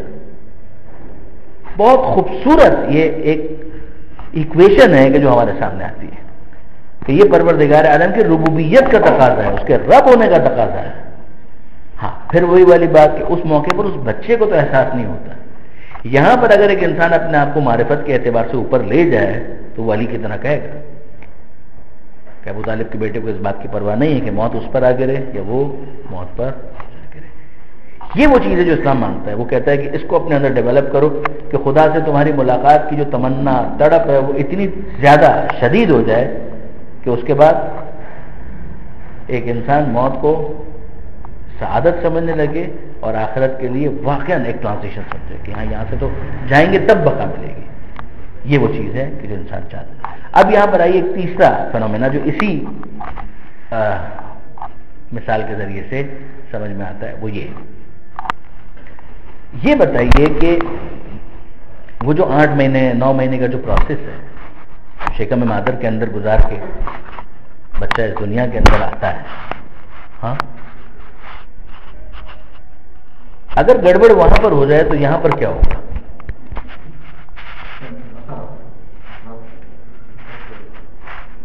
لمحوں نے خطا کی تھی, صدیوں نے سزا پائی. وہ 8 مہینے 9 مہینے کیئر کرو کیئر کرو کیئر کرو. کیوں کیئر کرو؟ کیئر اس لیے کرو کہ اگر تم نے کیئر نہ کی تو پھر بعد میں مسئلہ بڑا ہو جائے گا. اگر اس موقع پر کھانے میں, پینے میں, دوا میں, آرام میں احتیاط نہیں کی, نتیجہ کیا نکلے گا؟ وہ جو آنکھ صحیح بننی ہے اس کا میکسیمم پیریڈ تو یہی ہے نا, 8-9 مہینے میں بن جانی. وہ جو کان صحیح بننے ہیں, جو ہاتھ صحیح بننے ہیں, پیر صحیح بننے ہیں, وہ اسی پروسیس میں بننے ہیں. وہ 8 مہینے 9 مہینے کے اندر بننے ہیں. نہیں بنے صحیح, بے احتیاطی کی وجہ سے گڑبڑ ہو گئی. معذوری کتنی زندگی کی ہے؟ پوری. ممکن ہے 1 دن 2 دن 3 دن کی خطا ہو, مگر اس کا نتیجہ کیا نکلے گا؟ اس کا نتیجہ نکلے گا کہ 50 سال 60 سال 70 سال کے لیے وہ بچہ معذور ہو جائے گا. وہ دیکھ نہیں سکتا, وہ سن نہیں سکتا, مثلا اس کے ہاتھ نہیں ہیں, مثلا اس کے پیر نہیں ہیں. اس بے احتیاطی کی وجہ سے جو ان 9 مہینوں کے اندر ہو گئی, یہ 50 سال کے لیے 60 سال کے لیے 70 سال کے لیے سفر کرے گا. مجرم یہ نہیں ہے, امپیکٹ ہے اس کا. تو ایک امتحان شروع ہو گیا جس میں ہم بات کر چکے ہیں. یہ چیز پروردگار عالم نے اس پروسیس کے ذریعے سے یہاں پر ہم کو سمجھائی کہ دیکھو یہ ہوتا ہے. ایک فیز کے اندر اگر غلطی کرو گے تو صرف ٹائم کو مت کاؤنٹ کرو, یہ مت دیکھو کہ غلطی کتنی دیر کی ہے. ایسا ہوتا ہے کہ غلطی 1 منٹ کی ہو اور جو اس کا جبران ہے, جو اس کا نقصان ہے, جو اس کی سفرنگ ہے, وہ سالوں پر محیط ہو.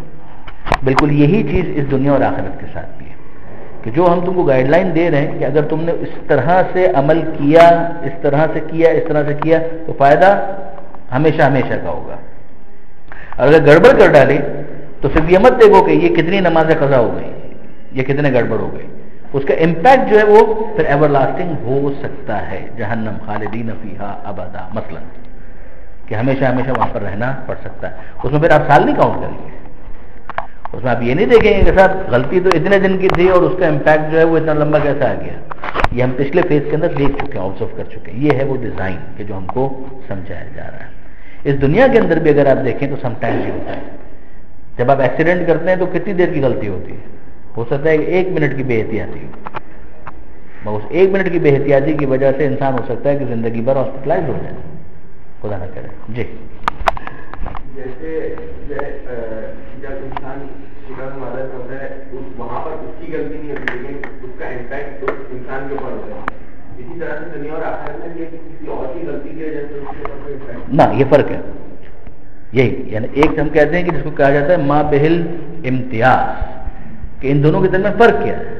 ایک تو ما بہل اشتراک ہے کہ ان دونوں کے درمیان کامن کیا چیز ہے، اور ایک ہے ان دونوں کے درمیان فرق کیا ہے۔ فرق یہی ہے، فرق یہی ہے کہ یہاں پر اس دنیا کے اندر انسان جو پرفارم کر رہا ہے، وہاں آخرت کے اندر لا تزر وازرۃ وزر اخری، ایک کا بوجھ دوسرا نہیں اٹھائے گا۔ یہ جو فیز ہے وہ الٹیمیٹلی اس دنیا سے جڑا ہوا ہے، ایسا نہیں ہے کہ اس دنیا سے ہٹ کر یہ فیز، اس دنیا ہی کے اندر ایک فیز ہے کہ جہاں سے ایک انسان کو اس دنیا میں آنے کا موقع ملتا ہے، مگر وہ اس دنیا میں آ چکا ہے، شکم مادر دنیا سے باہر نہیں ہے، مگر within this world, within this دنیا ایک فیز رکھا گیا ہے۔ یہ انسان کی ایک طرح سے انڈائریکٹ آبزرویشن کے اندر رکھا گیا ہے۔ اگر آپ غور کریں، جو تجسس ہے نا جو انسان کے اندر رکھا گیا تھا، وہ یہاں پر کاؤنٹ کرتا ہے۔ اس تجسس کی وجہ سے ہم اس کو اسٹڈی کرتے ہیں، اسٹڈی کر کے ہم اس کے بعد نتائج کو ڈرا کرتے ہیں، کنکلوژنس کے اوپر آتے ہیں، انفر کرتے ہیں، اور پھر اس انفرنس کی روشنی میں آگے کی طرف ہم فورسی کرتے ہیں۔ یہ پھر تعلیمات ہمیں اس کی روشنی میں سمجھنا ہمارے لیے آسان ہو جاتا ہے۔ جی لیکن اگر کوئی بچہ ہے اس کی پرورش ان کے گھر والوں نے اسی طرح کی کہ کوئی اچھی چیز کی طرف اس کو جانے ہی نہیں دیا ہے، لیکن وہ تو اب اس کی تو فطرت بن رہی ہے وہاں پر۔ نہیں، فطرت نہیں بن رہی، یہ عادت ہے، فرق ہے نا دونوں چیزوں کے درمیان۔ لیکن اس کو پھر ختم کرنا تو بہت مشکل ہے۔ نہ مشکل کا دیکھیے، یہ تو پھر تقریباً وہ والی بحث کی طرف ہم واپس جا رہے ہیں جو پچھلے ہفتے ہم کر چکے تھے، مگر چلیے اگر یہ چیز کلیئر نہیں ہوئی ہے تو ذرا سا اس کو ایک اور اینگل سے دیکھیے۔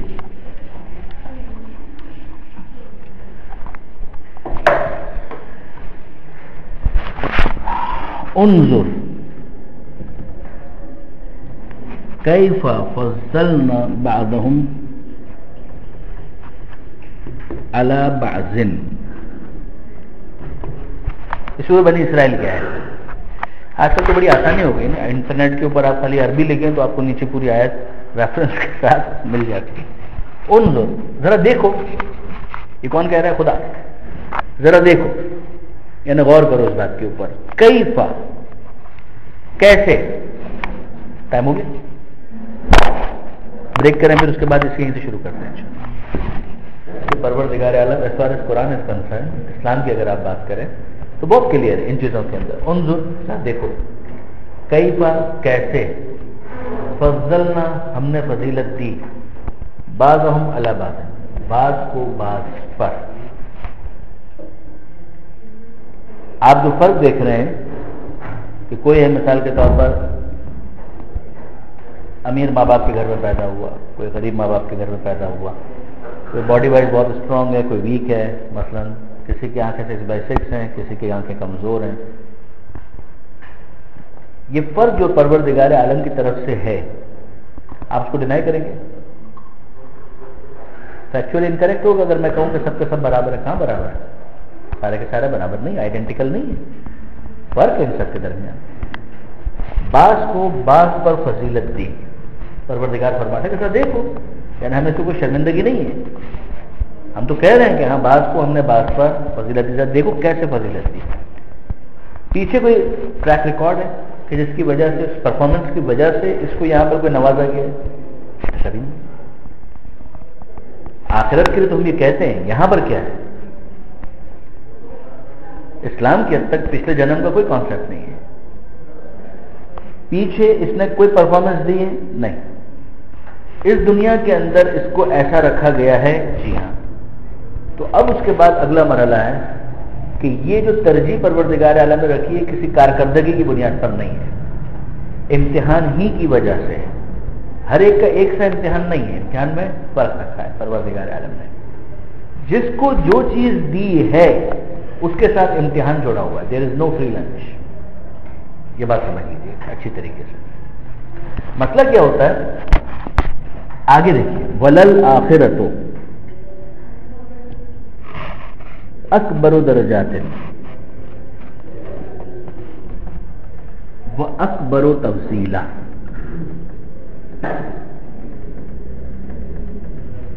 یہ تو دنیا کا معاملہ ہے، یہ آخرت کا معاملہ ہے. الفاظ بھی ایسے ہیں کہ آپ خود بھی تھوڑا سا انٹرپریٹ کر سکتے ہیں. آخرت، اکبر بڑا، درجات کا بڑا فرق ہوگا. وہ اکبر و تفضیلہ فضیلتوں کا بڑا فرق ہوگا. زیادہ فضیلتیں وہاں پر نمایاں ہو رہی ہوں گی، درجات کا زیادہ فرق وہاں پر نمایاں ہو رہا ہوگا. یہاں اس دنیا کے اندر ہے ان جو ذرا دیکھو تم کو نظر آ رہا ہے، ایک ایسا ہے دوسرا ویسا ہے، بالکل ٹھیک ہے. ایک کا قد ایسا ہے ایک کا قد کم ہے، ٹھیک ہے. یہ سب تم کو نظر آ رہا ہے. یہ اس دنیا کے اندر. آخرت کے اندر درجات کا زیادہ فرق ہوگا، آخرت کے اندر فضیلتوں کا زیادہ فرق ہوگا. وہ پرفارمنس بیسڈ ہے، اس کے اندر اسیسمنٹ ہے. اس کے اندر اسیس آپ کو کس چیز کے اوپر کیا جائے گا.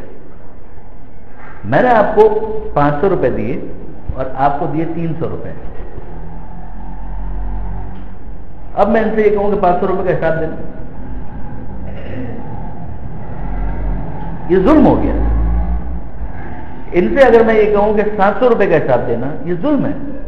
ان کو 300 دیے ہیں تو 300 کا حساب ہو سکتا ہے، ان کو 500 دیے تو 500 کا حساب ہو سکتا ہے. اب میں آپ سے کوشچن کرتا ہوں اگلا. ان کو میں نے 300 روپے دیے، ان 300 کا بریک اپ یہ ہے کہ 100 روپے انہوں نے گٹر میں پھینک دیے. ٹھیک ہے جی، 100 روپے ضائع کر دیے، 100 روپے انویسٹ کر دیے صحیح جگہ پر، اور 100 روپے مزید جو تھے اس کا انہوں نے کھانا کھا لیا. کھانا کھا لیا بابا، کچھ بھی لگا لو. یہ جو 100 روپے انہوں نے ضائع کر دیے، ٹھیک، ان کے 500 روپے جو ان کو میں نے دیے تھے،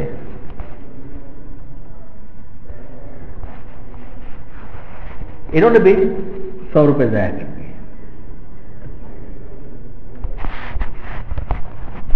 انہوں نے بھی 100 روپے انویسٹ کر دیے. یہاں پہ لے لیجیے اس کا بریک اپ. اور انہوں نے 100 روپے کا کھانا کھا لیا. ٹھیک ہے،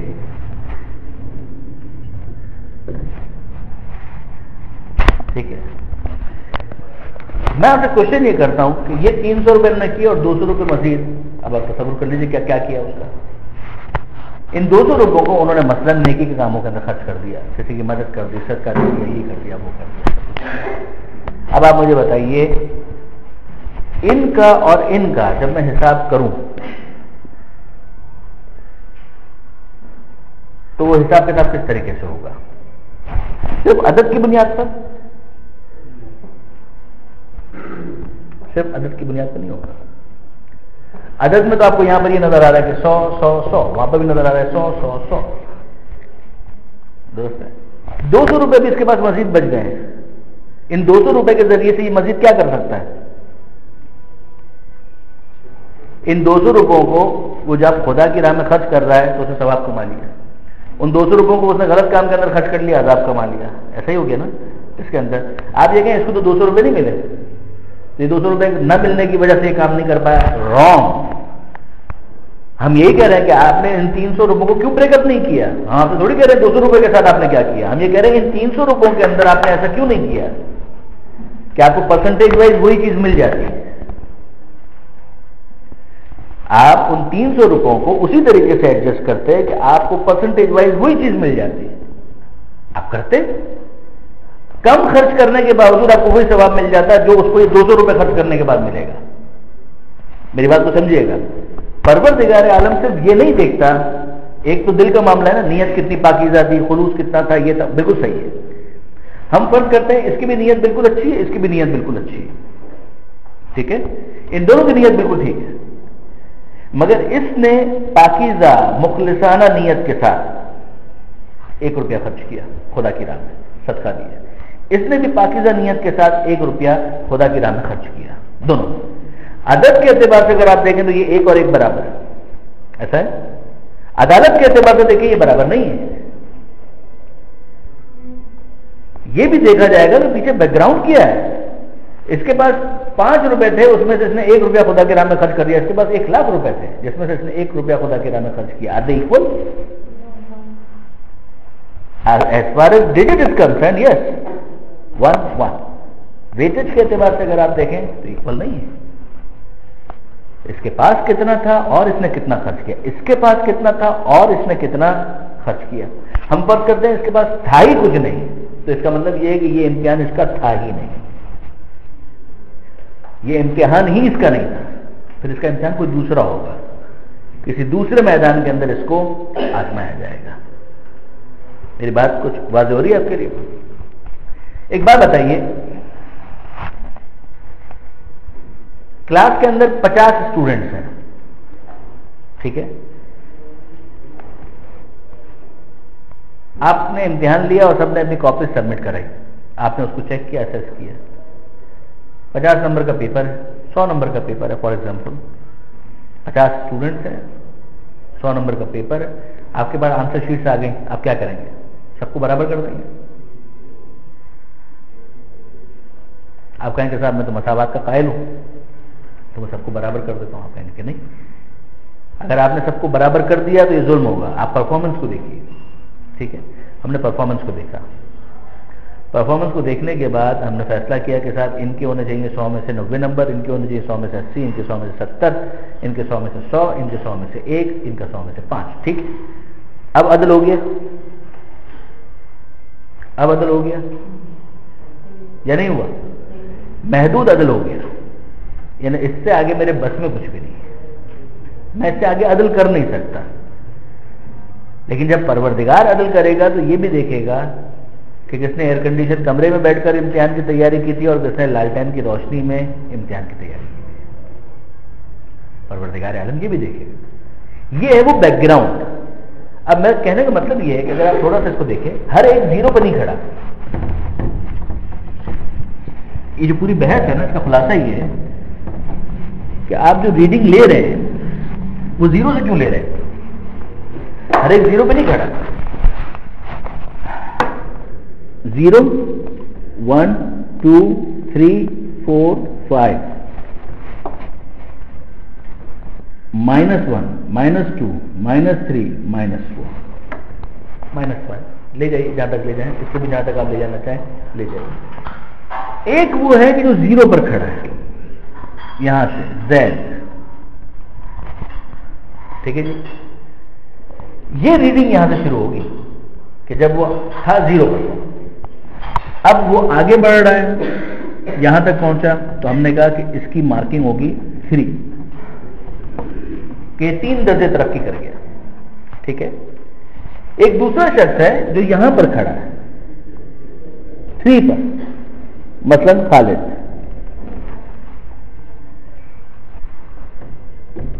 اس کو اس کے برابر آنے کے لیے یہاں جانا پڑے گا. اس کی مارکنگ 0 سے شروع نہیں ہو رہی، اس کی ریڈنگ آپ وہاں سے غلط شروع کر رہے ہیں.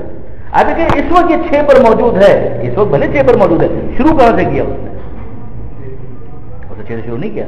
ہمارے اس ایگزامپل کے اندر سے 3 سے شروع کیا، 4 5 6. ایز اے ریزلٹ اس کی بھی مارکنگ 3 ہے. That is the point. ایک وہ شخص ہے جو یہ مائنس پر کھڑا ہوا ہے بیچارہ.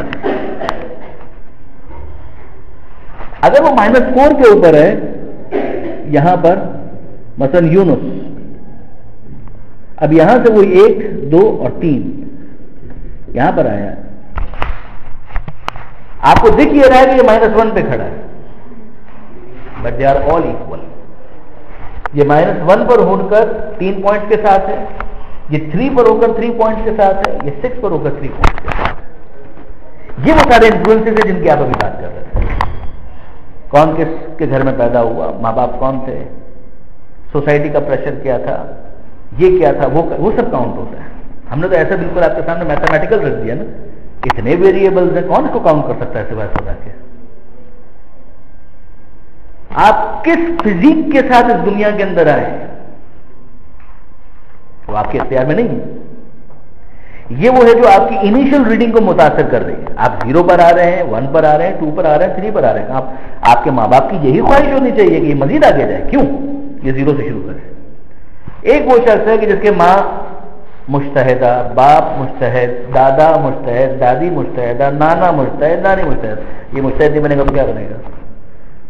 اگر یہ عام عالم بن گیا تو افسوس ہے، تو افسوس ہے واقعی اس کے حال کے اوپر. اگر یہ مجتہد نہیں بنے گا تو کیا بنے گا؟ مجتہد بننا چاہیے اس کو. کیوں نہیں بن رہا ہے؟ اس کو اتنا پازیٹیو پیچھے سے ایک انفلوئنس مل رہا ہے، ایک ماحول مل رہا ہے. ایک شخص ہے، اس کا باپ بھی شاعر، اس کی ماں بھی شاعر ہے، دادا بھی شاعر، دادی بھی شاعر ہے، نانا بھی شاعر، نانی بھی شاعر ہے. یہ شاعر نہیں بنے گا. اس کو بڑے لیول کے شاعر بننا چاہیے. یعنی جہاں تک اس کے پیچھے افراد ہیں، اس کو تو یہ اپنی لیگیسی کو کیری فارورڈ کرنا چاہیے نا، آگے کی طرف لے جاتا ہے. بہت اچھی بات. اس کے مقابلے میں ایک وہ ہے کہ جس کی ماں کو لکھنا بھی نہیں آتا ہے، باپ کو پڑھنا نہیں آتا، مزدوری کرتا ہے. نہ دادا کا علم ادب سے کوئی تعلق تھا، نہ دادی کا، نہ نانا کا، نہ نانی کا.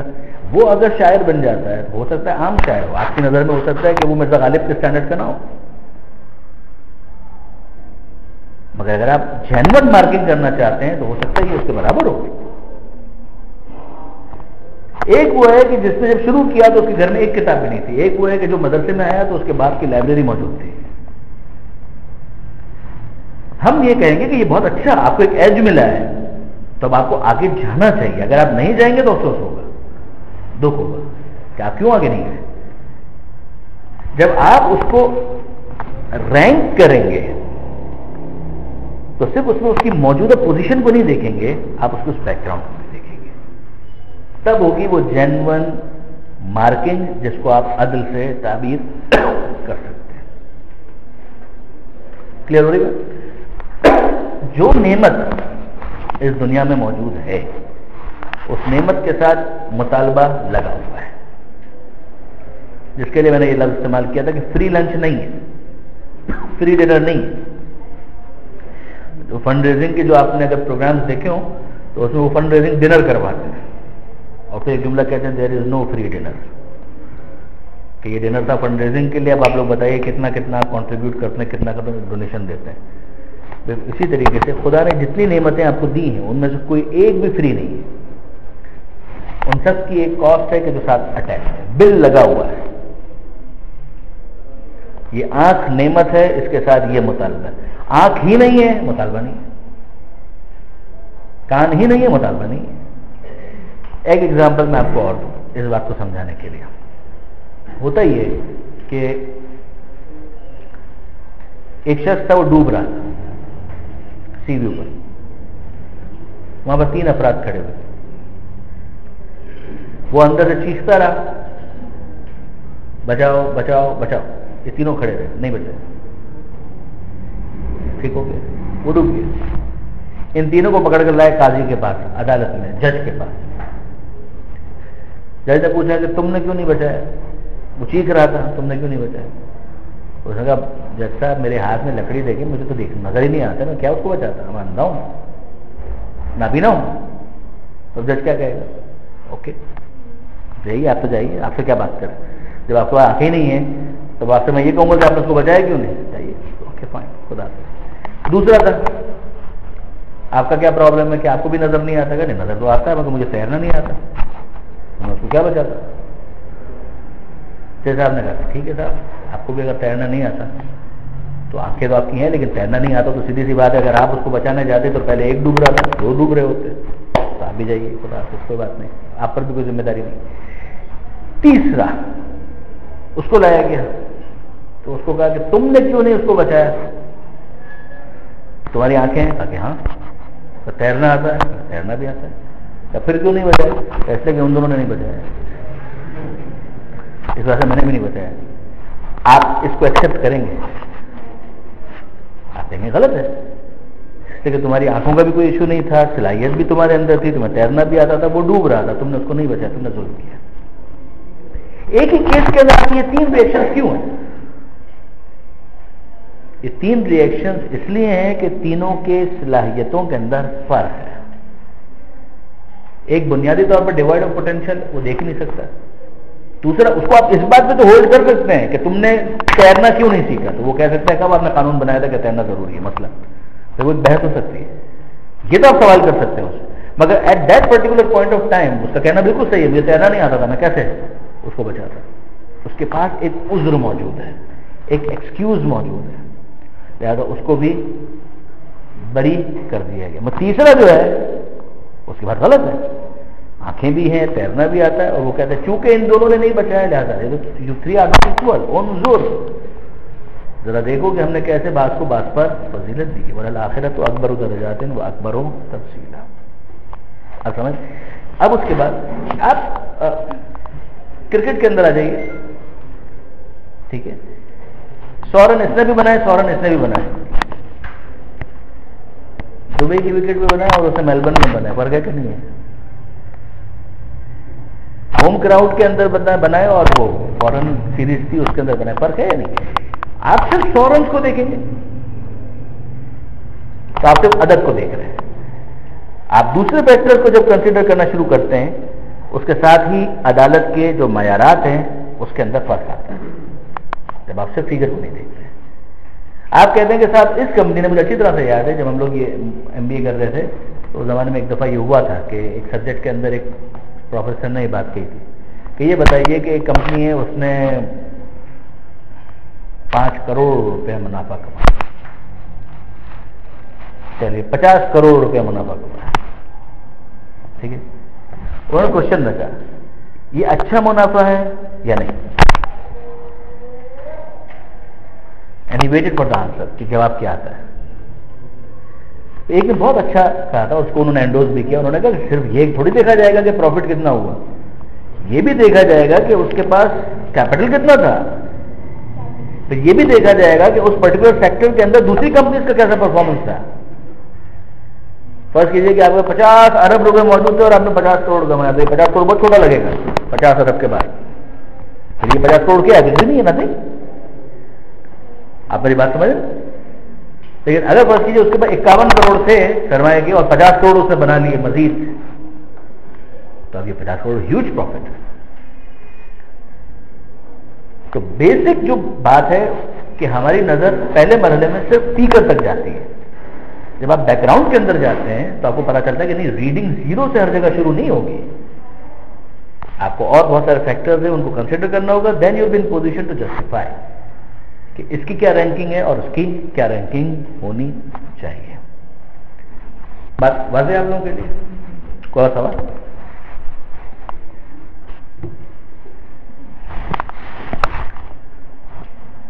Okay fine. اگر نہیں ہے تو اب آئیے تھوڑا سا پچھلی بات کو مزید آگے لے کے چلیں.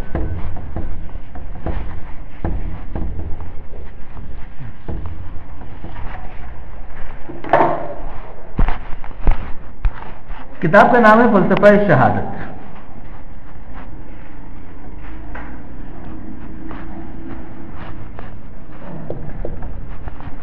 رائٹر ہے شہید مطہر.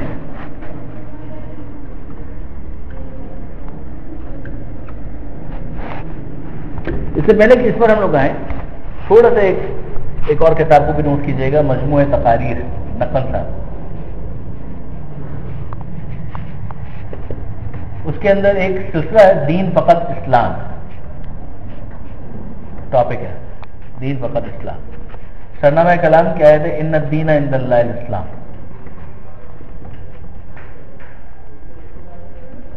تقریباً 10 تقریر ہیں, لکھی ہوئی چھپی بھی موجود ہیں.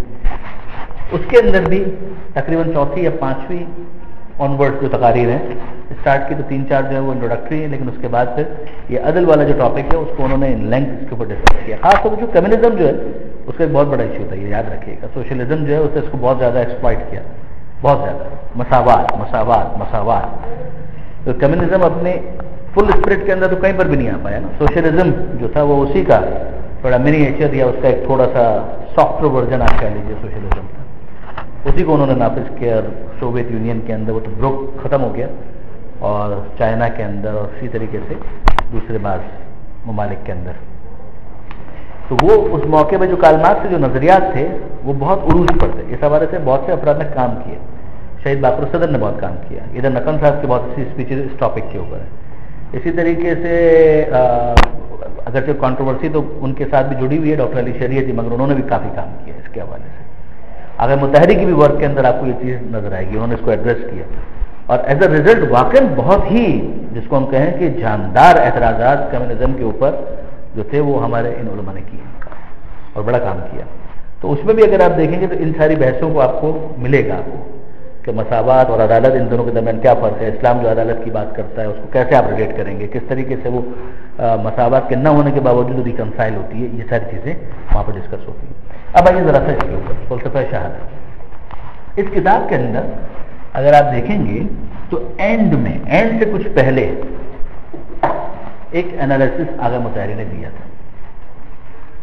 اس کا تعلق دنیا کے ساتھ ہمارا تعلق اور دنیا اور آخرت کا تعلق، اس کے حوالے سے بہت اچھا ایک تجزیہ ہے. اس میں انہوں نے 3 نظریات بیان کیے تھے، 1 2 اینڈ دین 3rd.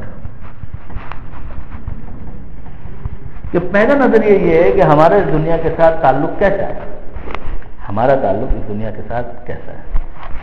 وہ کہتے ہیں جناب ہمارا تعلق اس دنیا کے ساتھ ویسا ہے جیسا طوطے کا پنجرے کے ساتھ.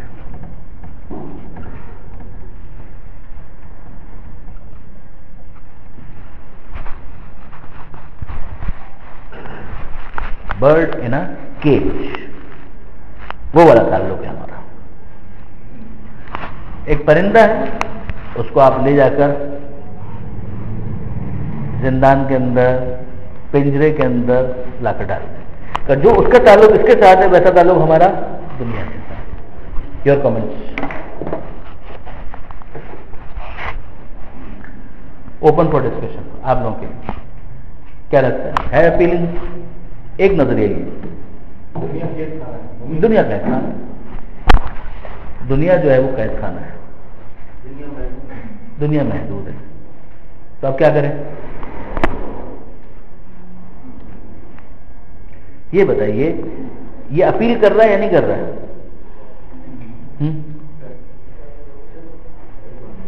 ابھی ہم نے جو بات کی تھی کہ انسان جو چاہتا ہے کہ میں زندہ رہوں، یہیں پر رہوں، ایسے ہی ہے. لیکن طوطے کا پنجرے کے ساتھ تعلق ہے، اس میں تو ایسا نہیں ہے. وہ پرندہ چاہتا ہے کہ میں پنجرے سے باہر نکلوں، ہم تو نہیں چاہتے. ہم تو نہیں چاہتے.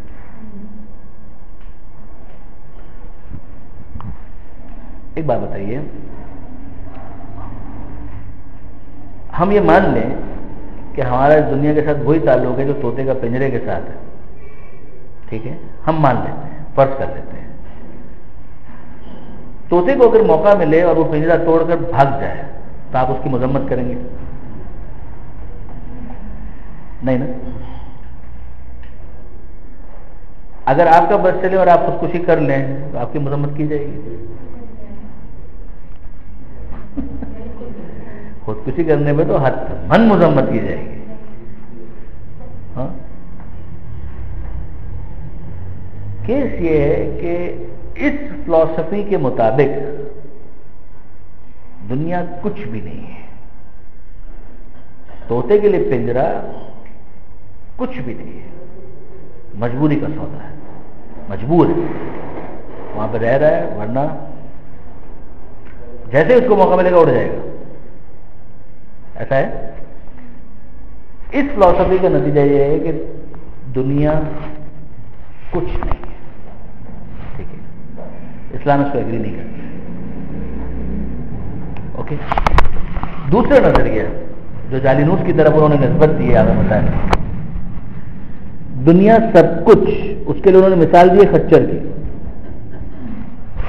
خچر آپ جانتے ہیں، ایز اسٹرانگ ایز میول، ٹھیک. اس کا جملہ انہوں نے کوٹ کیا ہے کہ وہ کہتے ہیں جالینوس گریک فلاسفر کہ مجھے دنیا عزیز ہے اور اتنی عزیز ہے اتنی عزیز ہے اتنی عزیز ہے کہ اگر میرا پورا وجود خچر میں چلا جائے اور مجھے صرف سانس لینے کا موقع ملے تو میں اس صورت میں بھی زندہ رہنا چاہتا ہوں، میں پھر بھی مرنا نہیں چاہتا.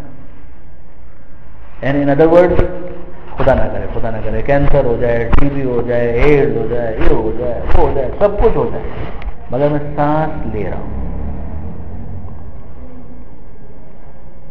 تو بھی میں زندہ رہنا چاہتا ہوں، مرنا نہیں چاہتا. اس نظریہ خلاصہ کیا ہے؟ دنیا سب کچھ. پہلا والا جو نظریہ تھا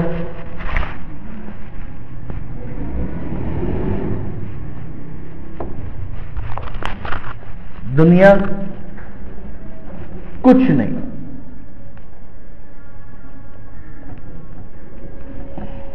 یہ دنیا سب کچھ، ایوری تھنگ.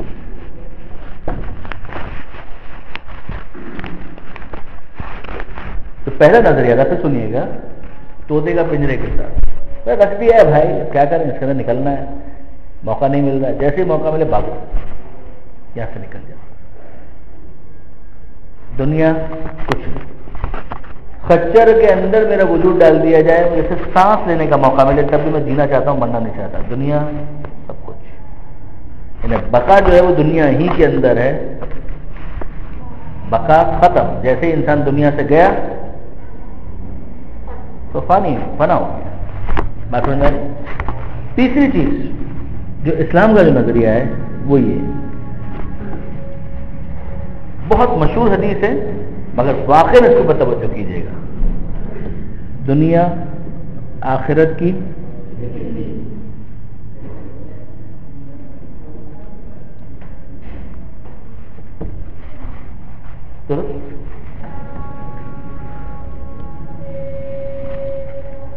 دنیا بازار ہے آخرت کے لیے. یہ دونوں حدیث ہیں. اس کا نتیجہ کیا نکلا؟ دنیا آخرت کی کھیتی ہے. ایسا بھی نہیں ہے کہ دنیا سب کچھ ہے، ایسا نہیں ہے کہ دنیا کچھ بھی نہیں. بالکل یہی ہے کہ دنیا آخرت کی کھیتی ہے، مطلب کہ دنیا مزرعۃ الآخرہ. جب وہ کسان کھیت میں جاتا ہے وہ یہ نہیں کہتا کہ کھیت کچھ بھی نہیں ہے، وہ کھیت کے اندر جاتا ہے، کھیت کے اندر محنت کرتا ہے، پسینہ بہاتا ہے. کیوں؟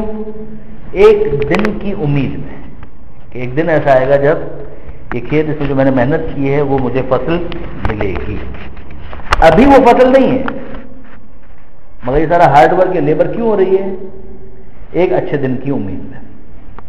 یہ ہے اس حدیث کی تشریح یا تعبیر. مطلب دنیا آخرت کی کھیتی ہے، تم کسان کی طرح سے ہو، یہ دنیا جو ہے تمہیں دے دی گئی ہے، تم اس کے اندر کام کرو. طوطے کی طرح نہیں کہ پنجرے کے اندر قید کر دے، you can't do anything, کچھ بھی نہیں کر سکتے، تم یہاں پر ہو، تمہیں محدود کر دیا گیا. محدود ضرور ہو، زندان کی طرح اس معنی میں نہیں، اس معنی میں زندان کی طرح سے نہیں کہ جہاں پر تمہیں کچھ کرنے کی گنجائش ہی نہیں دی گئی ہے. محدود یقینا نہیں ہے، محدودیت ہے، مگر یہاں پر تمہیں کرنا ہے. You are suppose to perform here, تمہیں یہاں پر کام کرنا ہے. اس کام کا نتیجہ تمہارے لیے کب ظاہر ہوگا؟ آخرت. یہ امیر المومنین کا جملہ تھا کہ مت جرو اولیاء اللہ، کہ دنیا جو ہے وہ اولیاء خدا کے لیے تجارت گاہ ہے، بزنس پلیس ہے، مارکیٹ ہے. وہ وہاں پر کام کرتے ہیں تاکہ منافع کمائیں. منافع فوراً نہیں آتا ہے. بزنس آپ کنڈکٹ کرتے ہیں، یو ہیو ٹو ویٹ کہ جب اس کے بعد پھر آپ کو بعد میں اس کا منافع ملتا ہے. یہ مولا کی بہت عمدہ اور رساں تعبیر ہے جو نہج البلاغہ میں آئی، اور وہ حدیث جو ہے وہ بھی بہت خوب ہے. تیسرا جو اس کی مثال بن سکتی ہے وہ یہ ہے کہ جس طریقے سے ایک مدرسہ ہوتا ہے، ایک مدرسہ کہ جس کے اندر ایک طالب علم جاتا ہے، وہ وہاں پر رہنے کے لیے نہیں جاتا ہے، وہاں پر جاتا ہے ایک اچھے دن کی امید میں کہ جب اسے تعلیم یافتہ ہونے کی سند مل جائے گی کہ ہاں اس نے واقعی محنت کی، پڑھا، اس کو ریکگنائز کیا جائے گا اور اس کو فارغ التحصیل ہونے کا سرٹیفکیٹ ملے گا کہ he has done some thing. اب اس کے اندر کیس کیا بنتا ہے کہ اگر وہ جو طالب علم ہے، وہ جو اسٹوڈنٹ ہے، وہ جس جگہ پر گیا ہے، میٹرک اس نے کر لیا، اسکول چھوڑنے کا دل نہیں ہو رہا، یہ ہوتا ہے. نمبر 10 کے اندر آ گئے، بھائی آپ کا ہو گیا جائیے، کہا کہ نہیں ابھی اسکول چھوڑ کے ہم کیسے جائے گا، ہم تو ادھر ہی رہے. یہ محبت دنیا سے جو اس کی ہے وہ ترقی میں مانے. پرپز یہ تھا کہ تم یہاں پر آئے ہو، یہاں پر اپنے علم حاصل کرو، تمہیں سند ملے، اس کے بعد تم آگے جاؤ. College is waiting for you, university is waiting for you. وہ کہتے نہیں میں تو یہیں پر ہوں. یہ گڑبڑ ہے. دنیا کے ساتھ بھی اگر یہ ہو گیا تو یہ معاملہ بہت خراب. وہ اگر اسکول کے اندر جائے اور پہلے دن سے بھاگ کر آ جائے، یہ وہ طوطے کا پنجرے والا تعلق ہو گیا، تو رکنا ہی نہیں چاہ رہا، وہ بھاگ گیا. یا دنیا سے خودکشی کرنے والا جو ہے وہ ایسا ہی ہے، موقع ملا اور بھاگ گیا، فرار اختیار کیا اس نے. اس لیے تھوڑی تمہیں دنیا میں بھیجا تھا، ورنہ بھیجتے کیوں؟ اگر خودکشی ہی کروانی ہوتی تو پھر تمہیں دنیا میں کیوں بھیجتے ہم؟ یعنی یہ خدا کے اس منصوبے کے خلاف ہے، اس ڈیزائن کے خلاف ہے. پروردگار نے اس دنیا میں اس لیے نہیں بھیجا تھا کہ تم اپنے ہاتھوں سے اپنی زندگی کا خاتمہ کر کے واپس آ جاؤ. ہمیں جب بلانا ہوگا ہم خود بلائیں گے. ہم تم سے صرف اتنا چاہتے ہیں کہ جب ہم بلائیں تو تم لبیک کہو. یہ اچھا ہے، دیٹس ونڈرفل، کہ ہاں بھائی اصل زندگی تو وہاں کی ہے، بلاوا آ گیا، چلو چلتے ہیں. انا للہ و انا الیہ راجعون کا جو مطلب ہے وہ یہی، ہم اللہ کے لیے، اللہ کی طرف ہمیں پلٹ کر جانا ہے. یا تو نفس المطمئنہ ارجعی الی ربک، اے نفس مطمئنہ پلٹ آ اپنے رب کے جانب، راضیتم مرضیہ، اس عالم میں کہ تو اپنے رب سے راضی، تیرا رب تجھ سے راضی. یعنی وہ اس لیول پر آ گیا ہے کہ وہ کہتا ہے ہاں میں کہاں اس دنیا کو سب کچھ سمجھتا ہوں، کچھ بھی نہیں، ٹھیک ہے رہے یہاں پر جب تک موقع ملا، خدا کا شکر ہے اچھا رہے. یہ تو بہت اچھا ہے. وہ والا مرنا تو وہ پہلے دن سے گئے کہ صاحب میں تو نہیں رہنا، خودکشی، بیزار آ گیا. You are going against the design of almighty. آپ خدا کے اس پلان کے اگینسٹ جا رہے ہیں. اس نے اس دنیا میں تمہیں بھیجا تھا کھیت میں ہل چلانے کے لیے، یہاں پہ کچھ حاصل کرنے کے لیے بھیجا تھا.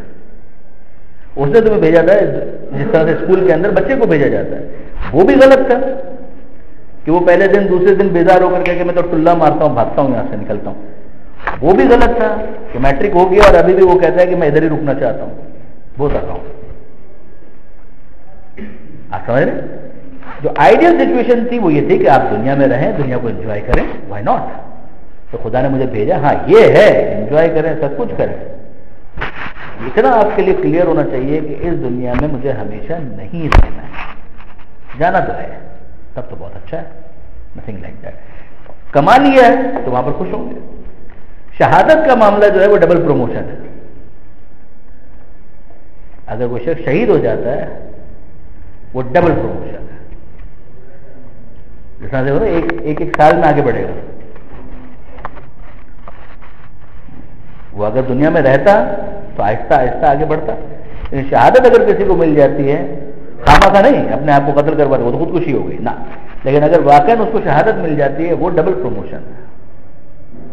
جس طرح سے کسی قابل طالب علم کو آپ کہتے ہیں کہ 1 سال 2 سال کا آپ کو پروموٹ کرتے ہیں، تو پتہ نہیں ہوتا، پہلے ہوا کرتا، ڈبل پروموشن. ڈبل پروموشن کہ اس کو کہا کہ ٹھیک ہے حیات جاویدانی ان کو دی، کوئی مسئلہ. بہرحال یہ تھی ایک بنیادی بات جس کے ذریعے سے ہم دنیا اپنا اور آخرت کا جو تعلق تھا اس کو اگر ہم سمجھ لیں تو پھر اس کے بعد باقی چیز سمجھنا نسبتاً آسان ہوتا ہے. Questions please. جو آخری نظریہ ہے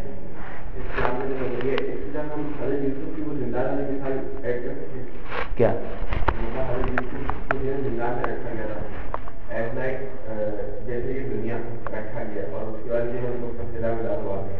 دنیا کے اندر جو زندان میں ان کو رکھا گیا تھا وہ تو ایک ظلم تھا. اس کے اپنے فرنج بینیفٹ تھے، اس سے مجھے انکار نہیں ہے.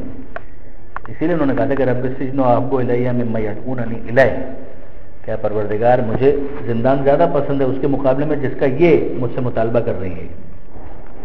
سب کا اشرافیہ کی جو خواتین ہیں جو ایلیٹ کلاس کی، وہ جس گناہ کا مجھ سے مطالبہ کر رہی ہیں اس کے مقابلے میں مجھے زندان زیادہ پسند ہے. لیکن جو ان کو زندان میں ڈالا وہ تو ظلم تو تھا. وہ مطالبہ بھی ظلم تھا، غلط تھا، اور ان کو زندان میں ڈالنا وہ بھی ظلم تھا، دو چیزیں ظلم تھی. تو ان کو جو ڈالا گیا تھا وہ ظلم تھا، انہوں نے اس کو کیپٹلائز کیا. جو نبی خدا کا کام کہ بھائی آپ زندان کے اندر ہیں تو ایک تو یہ ہے کہ زندان میں رہتے ہوئے آپ محدود تو ہو گئے، مگر کیا کچھ بھی نہیں کر سکتے؟ یعنی کچھ تو کر سکتے ہیں. تو انہوں نے وہاں پہ جو قیدی تھے انہیں کے اوپر کام کرنا شروع کر دیا. اب اگر وہ ان قیدیوں پر کام نہ کرتے تو اس کے ذمہ دار قرار پاتے نا. عدل یہی ہے کہ اب آپ کی لمیٹیشن جتنی بن گئی ہیں اس میں آپ کیا کر سکتے ہیں. مثلا میں آپ کی خدمت میں عرض کروں، بعض علماء کرام ہیں کہ جنہوں نے قید خانے میں بیٹھ کر کتابیں لکھی.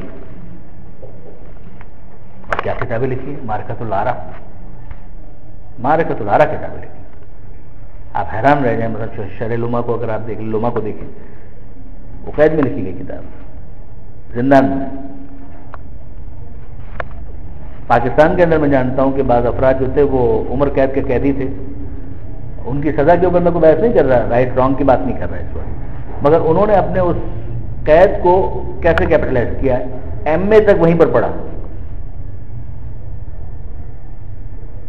مجھ سے پوچھ رہے تھے وہ کہ کوئی کتاب آپ سجیسٹ کریں، تو میں نے کہا تفسیر نمونہ کا مطالعہ کریں تھوڑا. تو وہ تو میں کر چکا. اور بتائیے. اور تفسیر نمونہ کا مطلب 27 والیومز ہے، جو نیا انداز جو 15 والیومز میں آ رہی ہے، 27 والیومز ہے. تو ایک آدمی اپنی اس لمیٹیشن کو دیکھتے ہوئے پھر یہ دیکھتا ہے کہ لمیٹڈ ہونے کے بعد بھی بالکل ہاتھ پیر باندھ دیے گئے، کچھ کر ہی نہیں سکتا.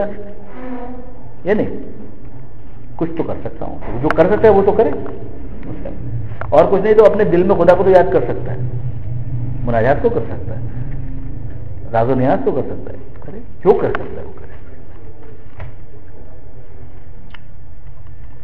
اور کوئی چیز؟ سوال جواب کا تو آپ کا مطالبہ تھا، آپ نے تو کر لیا، تو باقی اور کسی کا تو نہیں ہے یہ والا مطالبہ.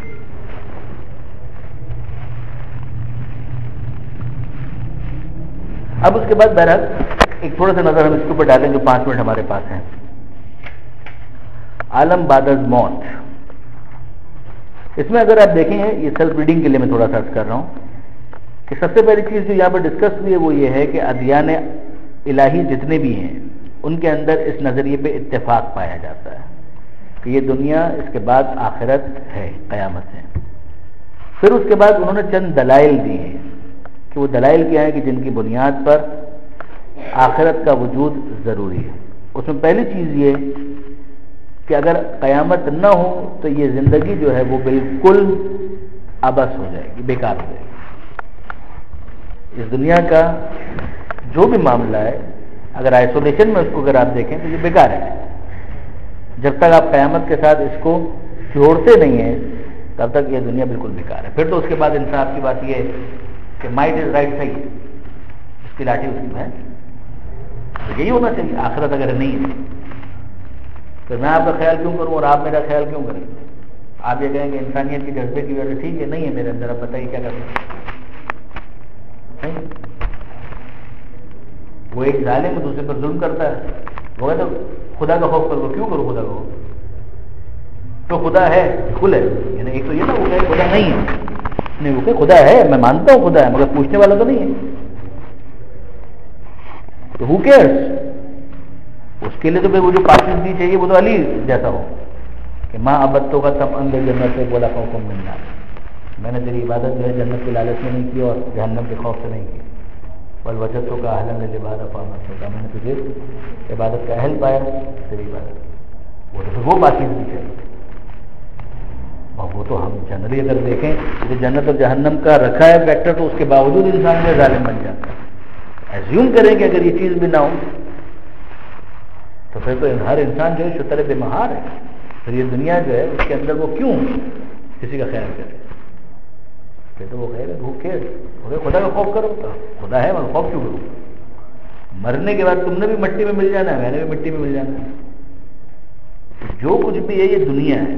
یہ جو بھی میں نے آپ کے سامنے نظریات ڈسکس کیے نا، اگر آپ اس کو دیکھیں، ایک شعر بابر بعیش کوش کے عالم دوبارہ نہیں، جتنی عیاشی کرنی ہے کرو، ایسے کوئی دوسری دنیا نہیں.